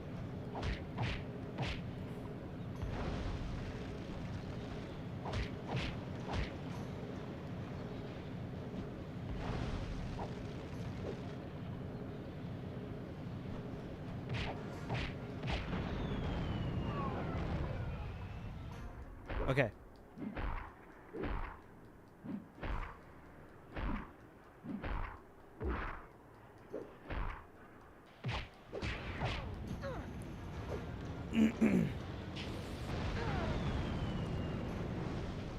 Okay, we're almost there.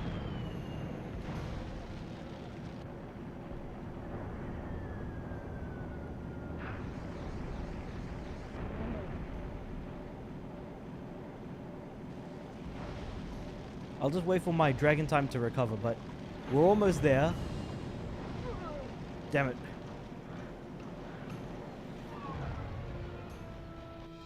Ah, we were so close. We were so close.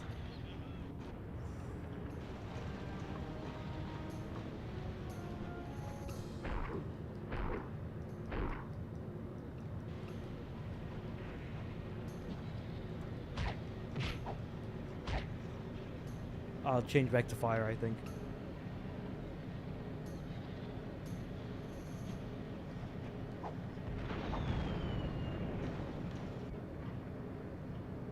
Double jump.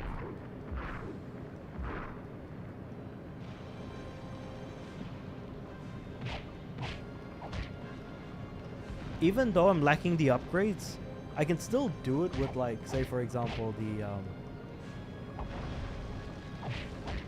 with dragon time on my side, for example.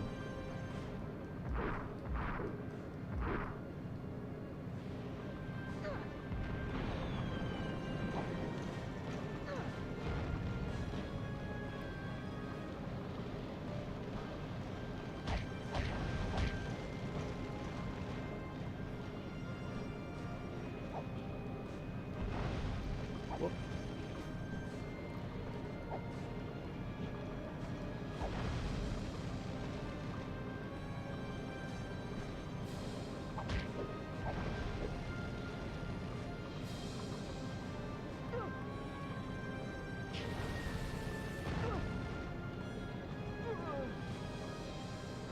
Ah, he ran me over again. Got it.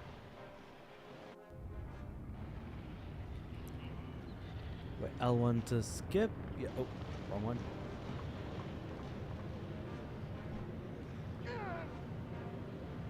Ah, I already took damage. It's so hard to know like when you're about to take damage, when you're in the back or the front of the ship.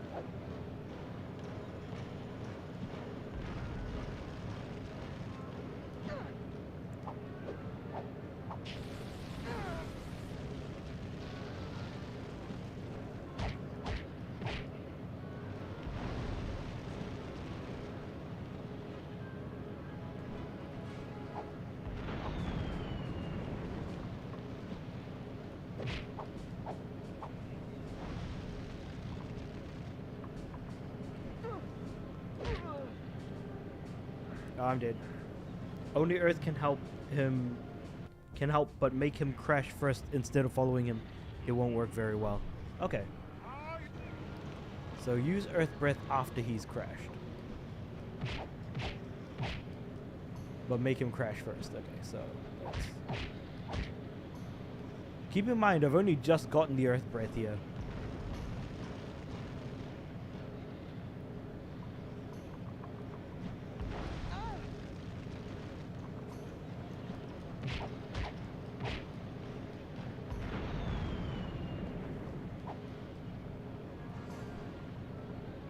Whoop.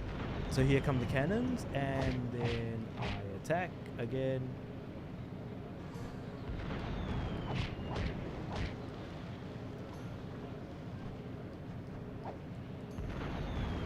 Whoop.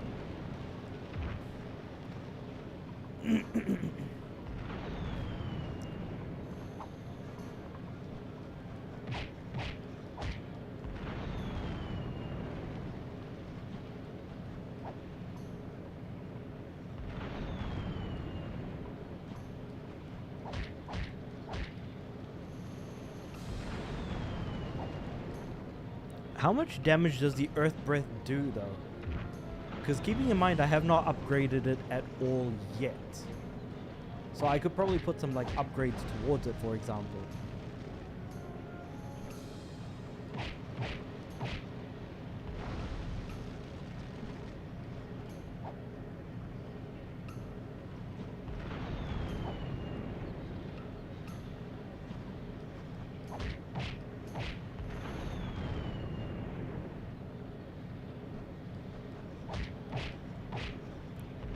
Why isn't he turning it? Is the best element even if it's not leveled up? Okay.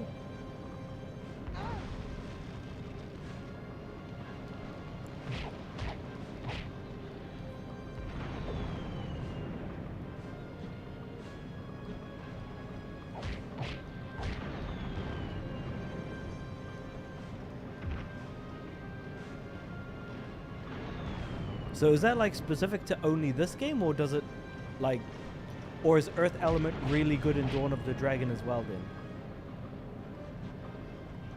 Because I'm like thinking to myself, it didn't do much in A New Beginning, if anything. Every time I'm about to attack him, I've already gotten hit, so it just gets... You need to be in the center and dodge, so he hits the closest wall.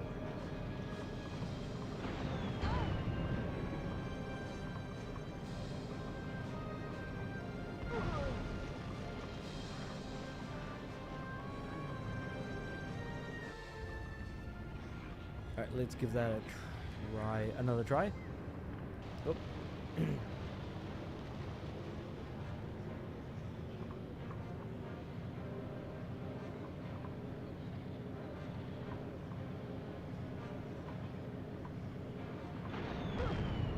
Yep. Run. And then he crashes. Yep. And then Earth Breath, Earth Breath.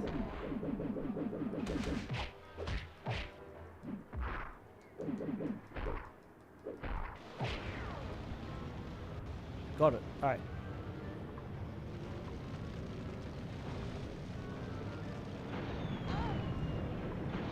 Oh, but that cannonball really just keeps hitting though.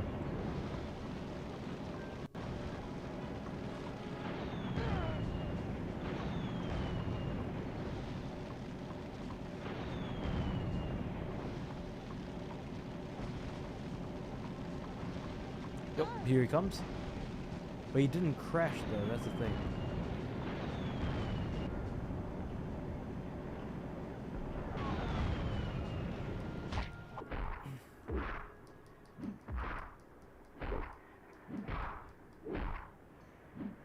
Wind is very good on Dawn of the Dragon. Okay. Wait, wind? Do you mean like is there a wind breath or is there something else I'm missing?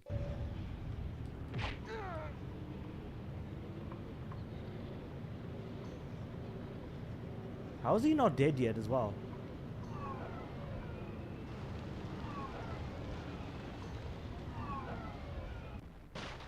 We totally rule. Maybe now Okay, no, it ask took for a second room for the upgrade. screen, for the cutscene to kind of kick in. Can we at least order some room service? Sparks, we need to get out of here. Something terrible is going to happen. I know. If I don't get some food, I am gonna freak out. I got it. Why don't you shoot some sparkling magic out of your face and blow the gate up? Spyro, you are in danger. I have a message for you from another prisoner. Here, take it. Okay, Ooh, fan mail. so we got some mail. Dear friend, there are whispers going about the ship. Wind breath. Okay, so there is a wind breath. Oh. Quickly. Many of the prisoners are uneasy. They say Hey, I'm bored. How you doing? himself has placed a bounty on you. They say that the Ape King himself has placed a bounty on you and all of the dragons. But no There one are is dark satisfied. times. Da, da, da, Every day when you can Hunter of Avalon. Avalon. Wait, what? That was fun. I particularly like the part about Hold the on. dark times. Wait. Are you telling me that there is a hunter in this universe? Yes, Alfirina.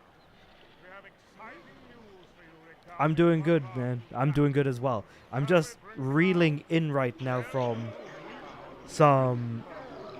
something. Like, how is it that there's a hunter for like this What greatness can you offer? Spyro universe of A New Beginning? Bring out the executioner!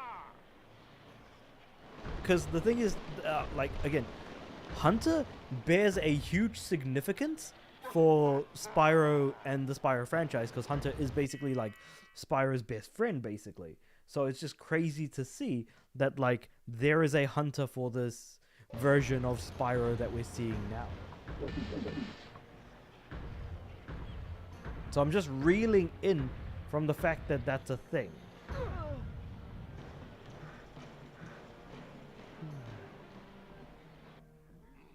Yes, Alfirina. We have Okay, here comes the Executioner. This guy attacks surprisingly quick. Also, he takes a lot more damage than I kind of figured he probably might.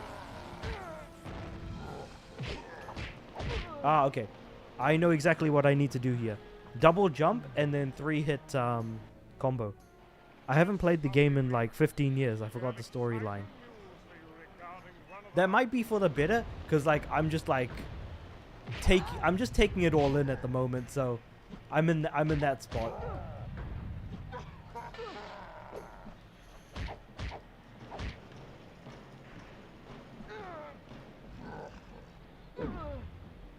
Oh. If Legend of Spyro continues for a unmade quadrilogy, after the first trilogy, I think they will continue to improve further to possibly surpass Kingdom Hearts 2's popularity status. I mean, Kingdom Hearts 2 was a very, very popular, mind you.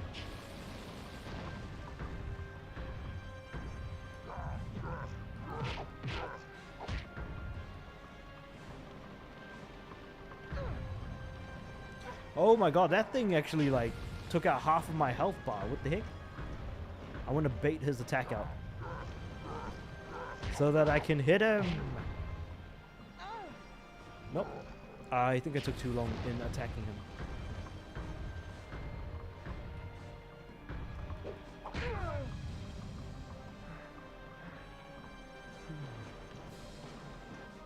Hmm. Yes, I'll be Yeah, okay, this is where I think Dragon Time is certainly going to help.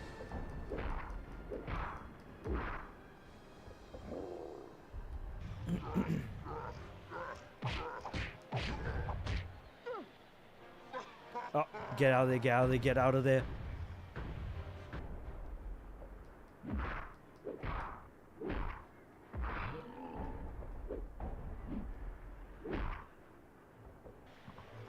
Alright, easy.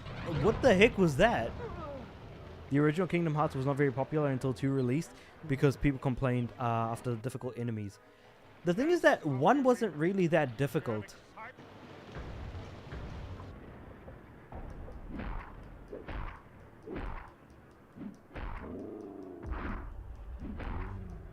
So after losing like 1 bar of health, he flinches.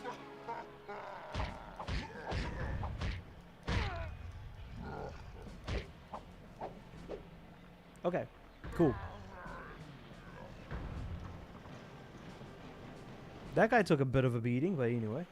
Well, not much of a beating. It seems like I just dealt a lot of damage to him.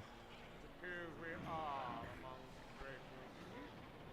This little dragon has defeated everything we've thrown at him. I mean, I wonder what, like looking at this now, I've played through We have a special The Legend of Spyro New Beginning. Wasn't really a fan of the game. And now we've got The Eternal Night. And it's kind of like a mixed bag. Oh, Cinder is... Wait, we're fighting Cinder again? Why is she here? I told you she was evil. Look, my eye's twitching again. Wait, what the heck is going on here? Just like old times, huh, Spyro? Cinder, I'm not going to fight you. Relax.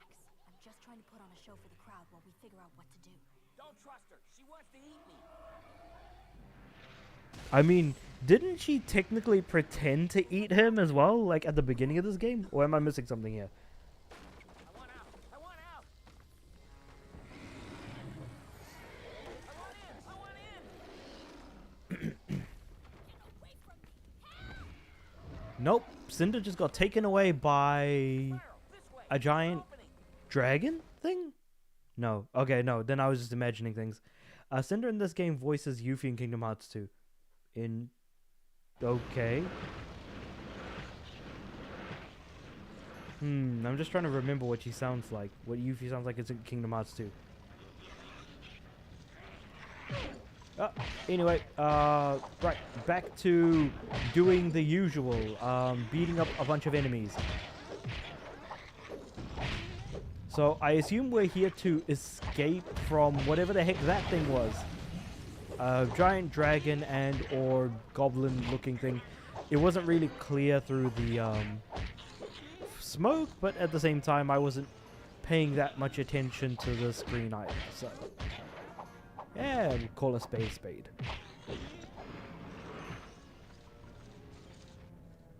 Ready? Yes, we are. We are certainly ready. Ooh, actually, come to think of it, before I get too carried away, let's upgrade the fire breath a little bit more. Not by much, but by something at least.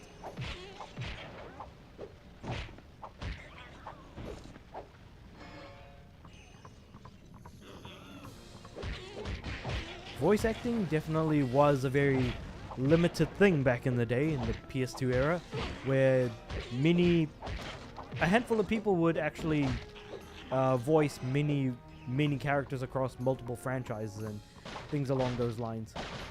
That being said, I'm pretty sure this can be blown up. Is there a... Nope, that doesn't look like there's any sort of fuse. I think you are here by Hunter instructions to free the moles and find information on how to find a chronicler. Possibly because we did get the letter from Hunter from the mole guy whose name I can't remember. Okay, so I think we've done all the fighting we need to do here. Let's try and move forward. Nope. There's something we're missing. Do I jump and attack the wood off the door? No. If I try and make my way back to here... Oh, actually, the earth breath on the, on this thing.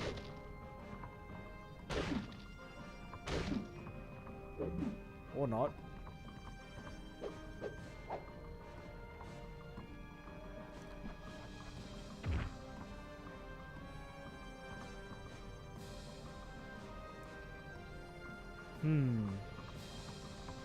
I'm just having a bit of a look around here. Breaking stuff, of course.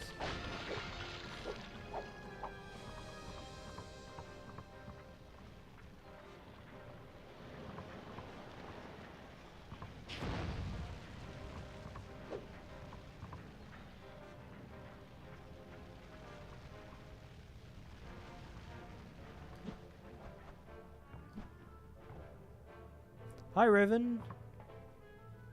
Thanks for joining the stream. Alright, so, at the moment, from what I can tell at least, not sure where I need to go or what to do, so let's try and figure this one out.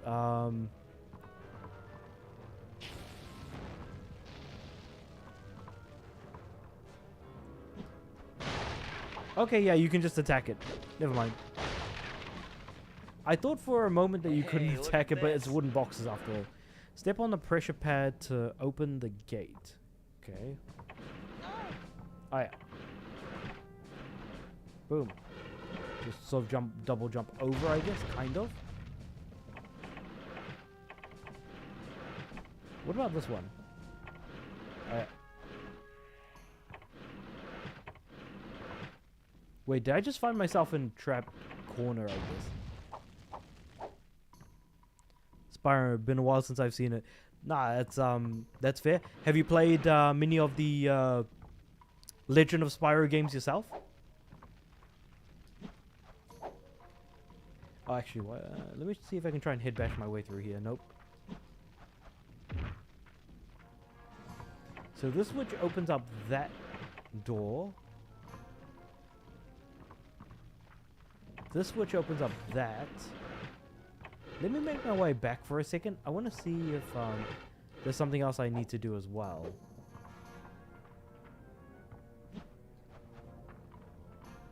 Nah, I guess not. The health boost is in this room. It's behind that sealed door. Ooh, okay. Yeah, it's been a long time. Nah, that's fair enough. Because I never actually played through Eternal Night before. And so this is my first time playing through it, whereas... what's it called?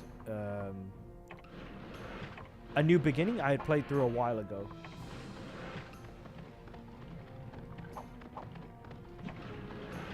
Okay, cool. So now I just need to... Oh. Okay, we got it now. I think I figured it out. So I'll hit the switch.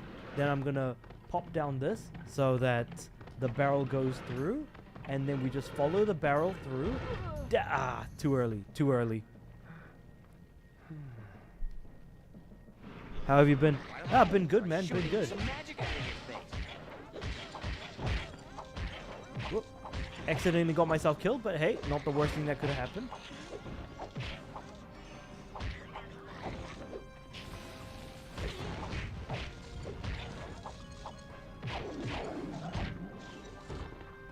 Cool. Alright, made it. I mean, just before this, there was like, what? 3 bosses / mini bosses that we were like fighting through? Crazy stuff. Anyway. You'll need to roll the barrel all the way down and it will appear, but don't go right door. You will lose it if you jump outside. Yeah, because jumping outside is like the next area I need to go through, right? I fixed my Famicom today, which just made my day. That is really cool that you even have a Famicom to begin with. Oh, it's gonna blow up. Wait, let me try that again. Wait, where am I? I just died. by I gotta be a bit more by careful. virtue of just being on the other side of a door, a wall, I guess. But yeah, no, that's cool because like, jeez, that's like such an old console. The Japanese version of the Japanese Nintendo Entertainment System.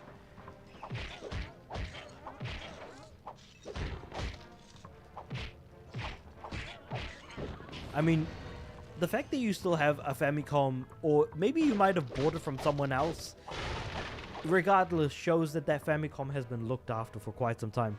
Next, I have to replace the belt on my Famicom disk system. Interesting. Also, if you had Master Chief Collection, you could play with me. Yeah, that's the thing is I don't. Though in saying that, I kind of wish they'd brought Master Chief Collection to PlayStation, to be completely fair. That would have been cool, rather than like teasing us with like a remake that has no multiplayer in it. Oh.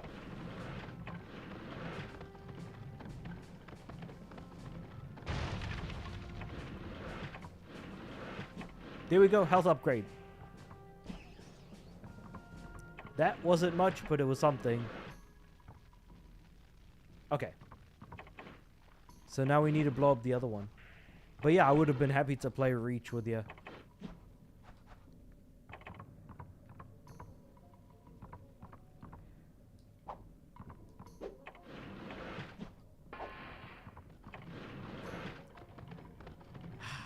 Why did they not just make Master Chief Collection for PlayStation instead of announcing just like a Halo remake of Halo Combat Evolved again?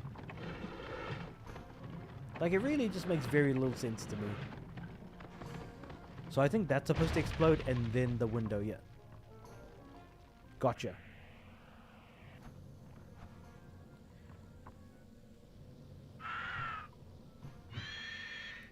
The birds are out there, man. The birds are out there.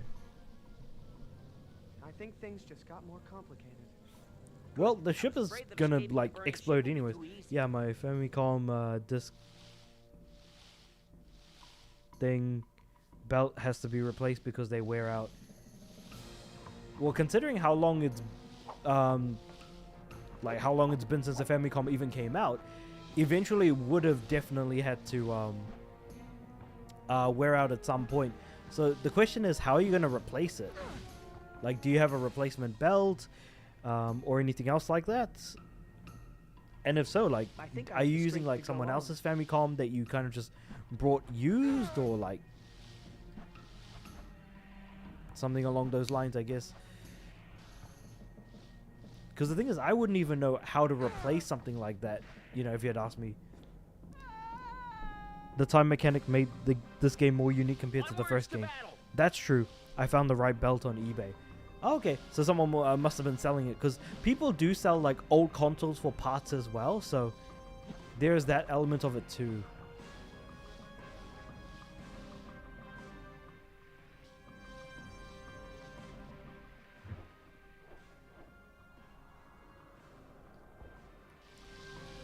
Dragon time, let's go. No, I'm gonna get hit.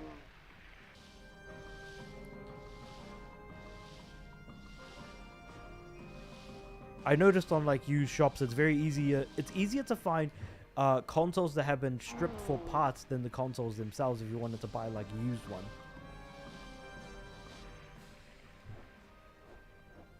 There we go. Nope. Curses. I'll just wait for my dragon time to recover, basically.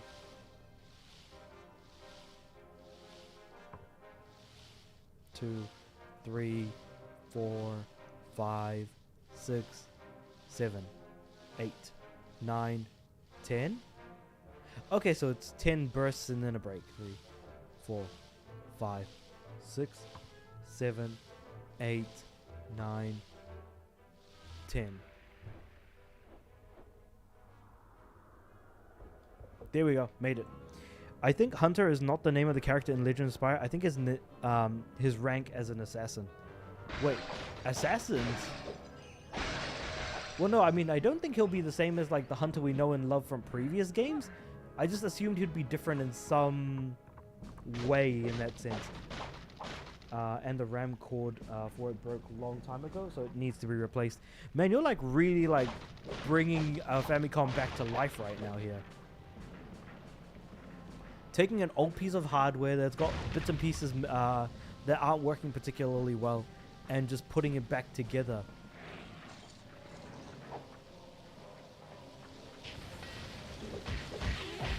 Which is crazy. Because the thing is that, like, I wouldn't, like I said, I wouldn't even know where to begin with putting a old console back together. And I assume that, like, oh, actually no, newer consoles are made closer to that of PC, so as long as you build a PC, you basically know how it works. But, like, how do you know if you're, like, you know, using the right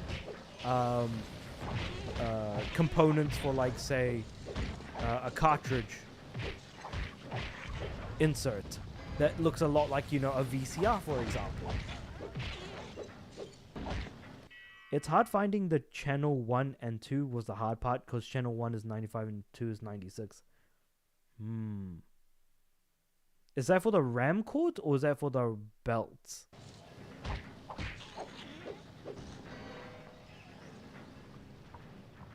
Also, wait, where the heck am I?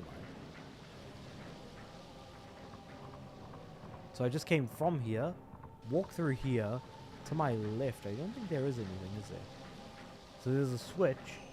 I hit the switch. And then some enemies came to me, which means I need to now go down the opposite direction? Oh, that's for the RAM. Okay. Japan doesn't use channels like 3 and 4. Interesting. But I assume that the build quality would be the same as a NES, given that a Famicom is an NES. Like, that's what it's called in the West. I was surprised that there was a 5-minute animated short for Legend of Spyro Online, testing out how a movie would have worked for the series.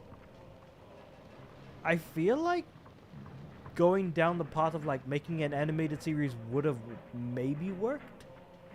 Given that that's what they tried to do, at least what I would like to think they would have tried to do with, you know, Titans and Mind of a Mutant for, what's it called? Yeah. With, like, the way they did the cutscenes for Mind of a Mutant specifically, I should say. We'll need to find a way to open them. Okay, sit tight. I'll come back for you.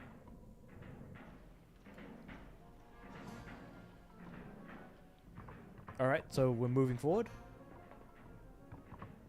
Yes, we are. I had to connect it to my smart TV using NES RF cord and search channels for it. Crazy, man.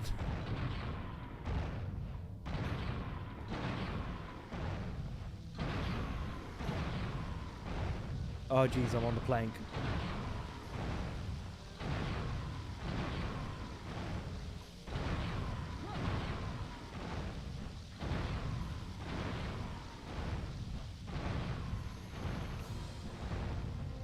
Alright.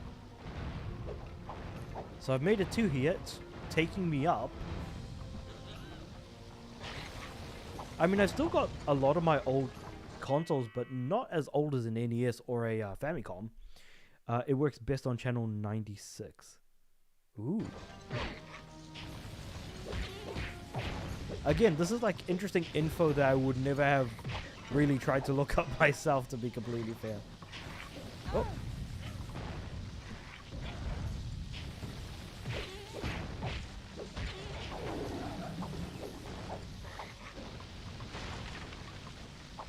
Huh? Wait, there's more enemies? Wait, where did he come from? You know what? I'm not going to question it. I'm just going to keep moving forward. What's your oldest Crash Bandicoot felt like it would fit a cartoon more than Legend of Spyro? Might only be executed well if it was Japanese anime film trilogy like Demon Slayer. Maybe? I think with Crash... I don't know how that would even work. I'm trying to imagine it. And what's your oldest console? So my oldest console is the PS1 that I got when I was a kid. I do have a I did have a Sega Mega Drive, but the problem is that that wasn't really mine. That was my auntie's Mega Drive, but that's where I played Sonic the Hedgehog on it, the original Sonic the Hedgehog. Because it wasn't just Master System, it was also on Mega Drive as well, as like one of the built-in games. So you didn't so if you didn't put a game into the console, it would just immediately boot up with Sonic the Hedgehog.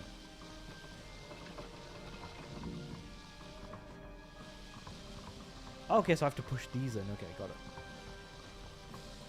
But those, it would be between those two in terms of oldest console. Currently, it would be the PS1 because I don't know where the Mega Drive is at the moment. I don't know if it's like, if it's broken or it got lost. I have a Sega Genesis. Nice, nice. Well, I mean, Genesis is the Mega Drive, by the way. Is it? No. Master System, and then came the Genesis / Master System. Yeah.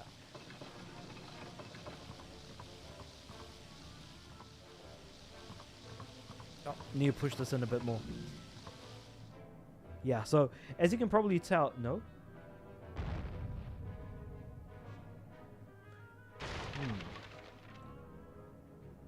Because I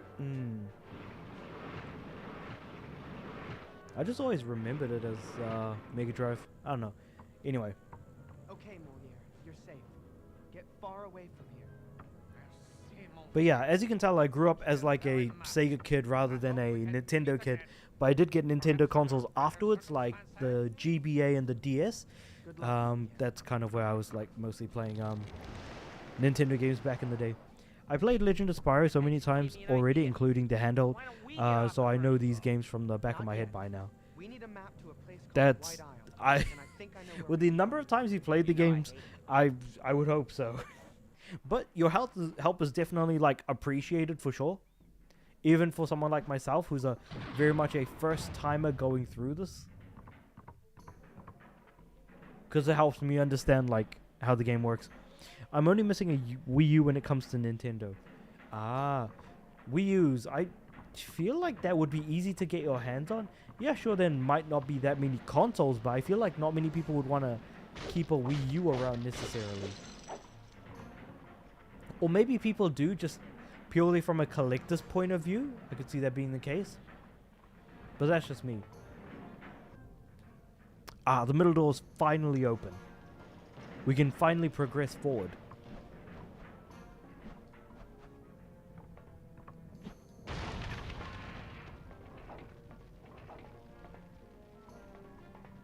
Ah, okay. Attack.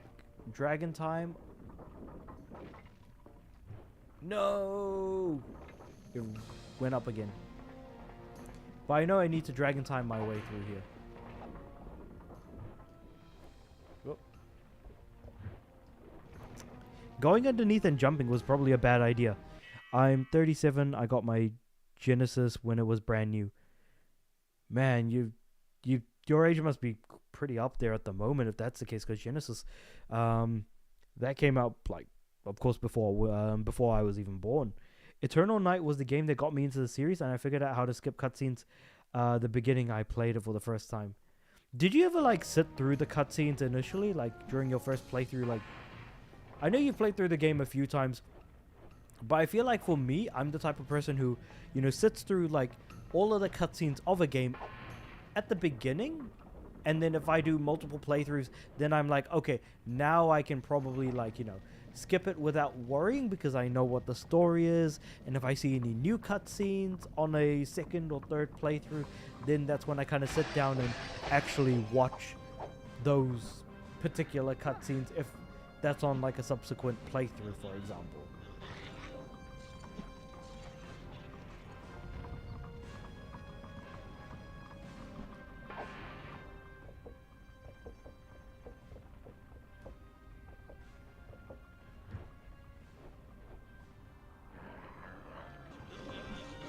No, we're so close. We're so close. Yeah, but after a while, I will skip them. Interesting, interesting. Yeah, for me, I'm very like strict on like I need to like see them for the first time. I watch some cuts. Oh yeah, Jonathan here. So I watch some cutscenes and skip some since I don't play the first game yet. The same thing I did with Kingdom Hearts 2. First time playing. Okay, so when it comes to like Kingdom Hearts 2, you didn't actually play through the first game. until after you'd already played through the second one, so you skipped them and basically managed to come back to it after the fact. No. Okay, I was close. Let's try that again.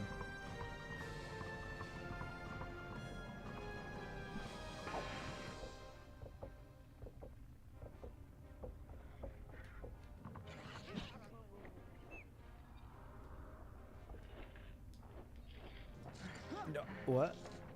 Oh, why is that considered a ledge? What the heck? Hold on, wait. I'll give myself a second to kind of recoup and recover. All right.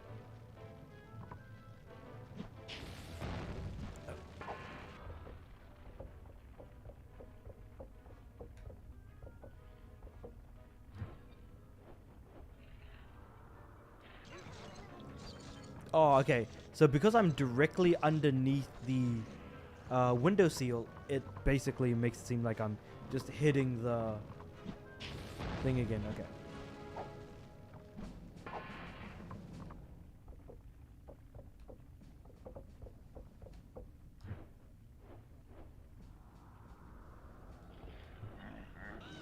Got it.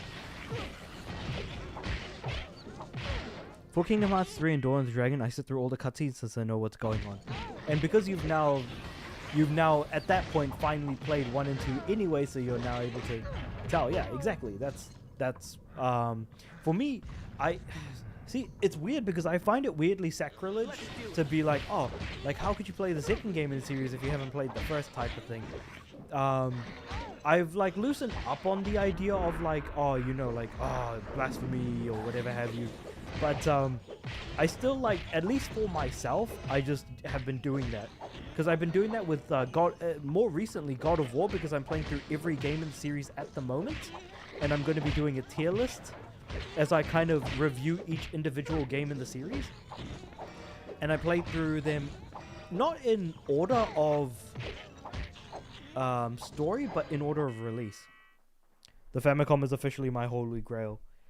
I feel like the Famicom is like something that you've really held dear, is what it feels like. And honestly, like, everyone's got a platform that's like that for them. I think for myself personally, it's the Mega Drive. I really do hold the Mega Drive very close to my heart. Yeah, it's not the greatest console in the world, but it's where I played my first game, Sonic the Hedgehog. And I mean, in a way, like, you know, I guess in that way I'm through and through a Sonic fan.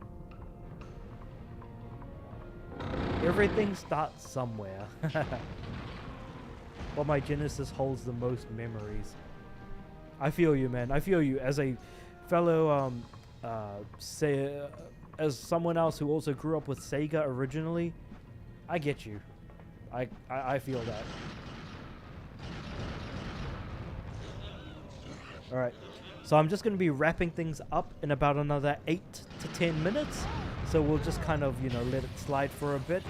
But yeah, I'm going to be wrapping the stream up momentarily.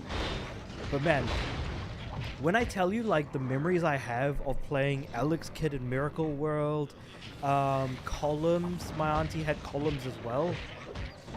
You know, those were games that I went back to. When I got my PS1 originally, the first game I got was Spyro 2, surprisingly enough. The first Crash game I played was Crash 3 Warped, when I hurt myself and had to go to the hospital for a bit. In the hospital, in the kids' room, they actually had a PS1 with Crash 3 on there, and that's where I learned about Crash. Like, imagine that. I'm trying to sell a couple of my expensive comic books to get a 64DD. Wait, what's a 64DD? Huh. If you can let me know, I'd be interested, because or interested in knowing what that is. I think if they made a fourth Legend of Spyro one day, I think it will be called The Darkest Hour, since it used to be the placeholder for the name for Dawn of the Dragon. Really? So that's the placeholder name they had for it? That seems interesting in a very, very different way, I would say. An attachment to the N64 costs like $1,800. Holy crap, what the heck? I need to look up what this thing is, what kind of attachment it is. Cause yeah, like I guess not really an attachment. It feels like it would be more of an accessory, I think.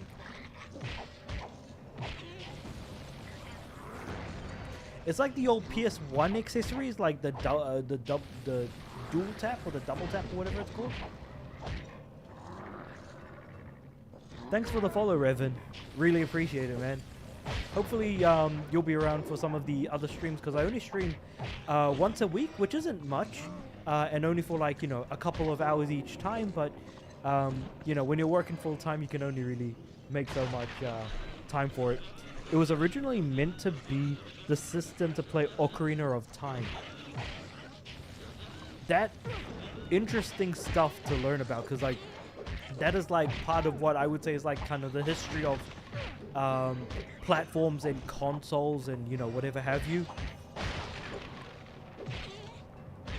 I think with like rubbish peripherals, especially back in the day, like people look at the Power Glove and stuff like that, but there was some useful stuff. Again, like I said, the double tap, for example, or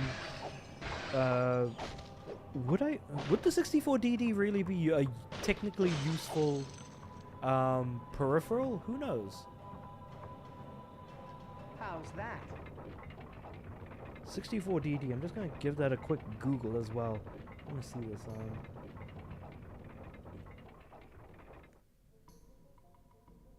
Yeah, to extend the capabilities of the Nintendo 64 with rewritable magnetic discs and online connectivity, announced in 1995 before the Nintendo 64's launch, and it had multiple delays before it came out in 1999.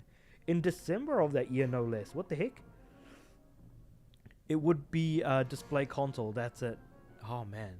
I mean, still though, for a display console, that's crazy. I was surprised that after the story arc that deals with the Dark Master as the main antagonist, this next story arc was supposed to be 4 games dealing with a new villain which was originally planned. Okay. Wait, but who... I wonder what the details of this... Like, was there any details leaked of, like, who this villain could have been? Because I feel like there must have been something. Because this Dark Master stuff, it kind of fits well with... the main villain of Skylanders, the bald dude called Chaos, or whatever his name was. I feel like he kind of had a similar role in terms of how his characterization was done. It's only sold like 15,000 systems. That is a lot for its time, I would say. Considering that, like, back in the day when a game sold 1 million, for example, it was considered an incredibly well-selling product. Now, when people sell 1 million of their game, they don't really, you know, they like scoff at it almost. So 15,000 is a lot for a peripheral to a console.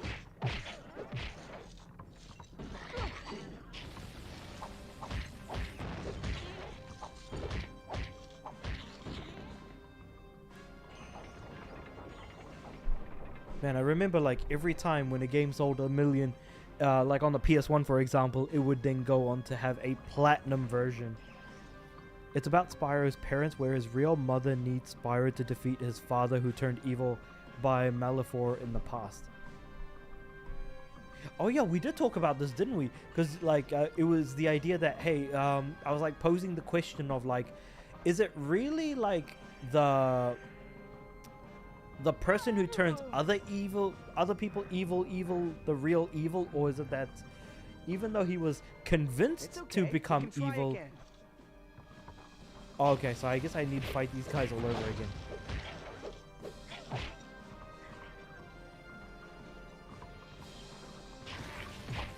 Also, I think I was going backwards, which I think was a bad idea. But anyway. But yeah, the Spyro's parents. Because the thing is that, like, as far as we know, other dragons don't really exist after they were attacked at the beginning of the first Legend of Spyro. Unless I'm, like, completely mistaken here. But do we know that, like, do we know other dragons exist in the universe? From the plot? Or is that something that could be revealed later on?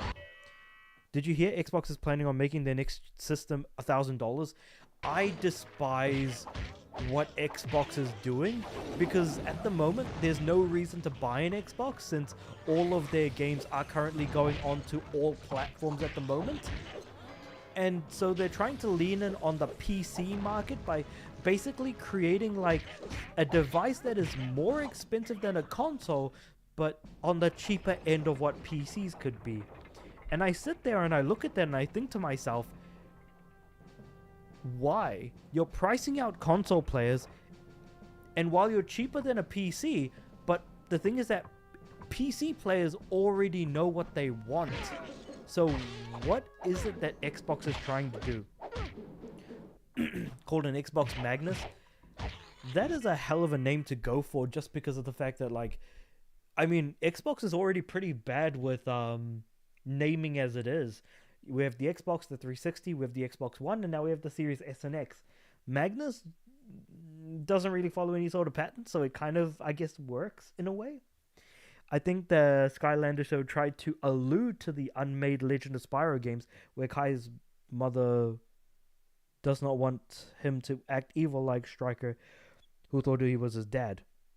Interesting.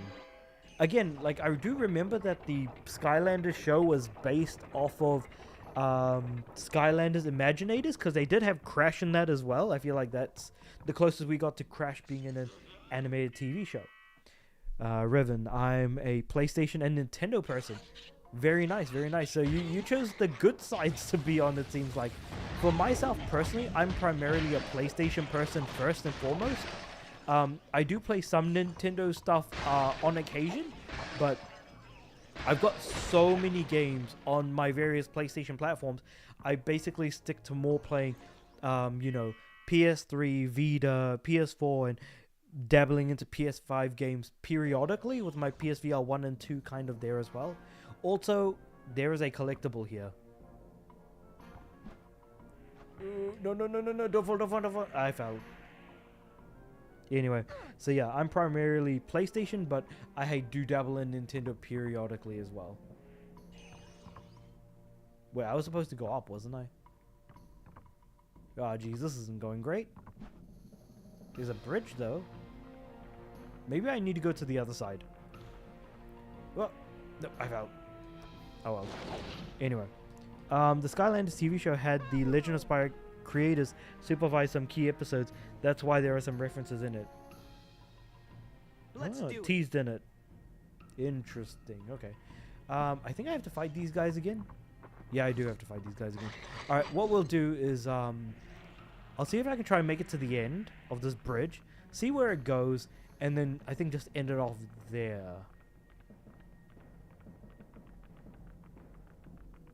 Because I don't imagine... Hold on. I did enable autosave, right?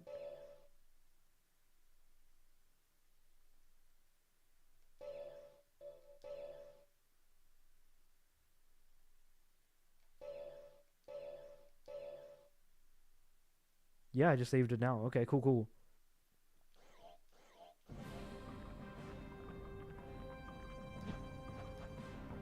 So then do I take this thing up? Right? Ah, yeah. Autosave kicks in, drops me down. Okay, yeah, so we can do it from here. I'll just stay here. You missed out on those old game systems, man. I really do... Like, I've got my PS2 and my PS1 hanging around, but I think when it comes to older systems, I've kind of left that to emulation more than anything, because it's hard to get, like, the hardware necessary, especially when everything has, like, a digital signal now. For example, to even, like, use the Wii on a TV that has HDMI on it, I have to use a separate connector for that.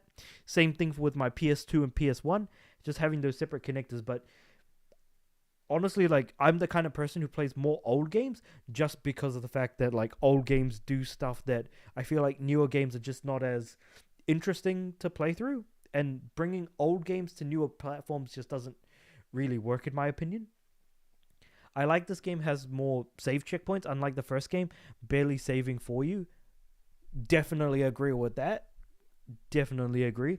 I wonder if Spyro Mom gave him a way to ignite us to protect him from the apes. Possibly. If you know what you're doing, you can use them on a new TV. yeah, I think I fall in the category of I'm probably not too sure about what I'm doing some of the time there. But yeah. I mean, if I look it up, I probably might be able to figure it out sort of after the fact. But yeah, so I think I'll leave it at that for now. I'll end the stream here, and what we'll do is we'll carry on same time next week.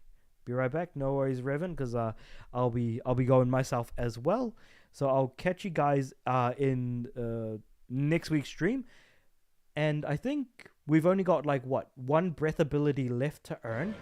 So we should be nearing the end of the game somewhat.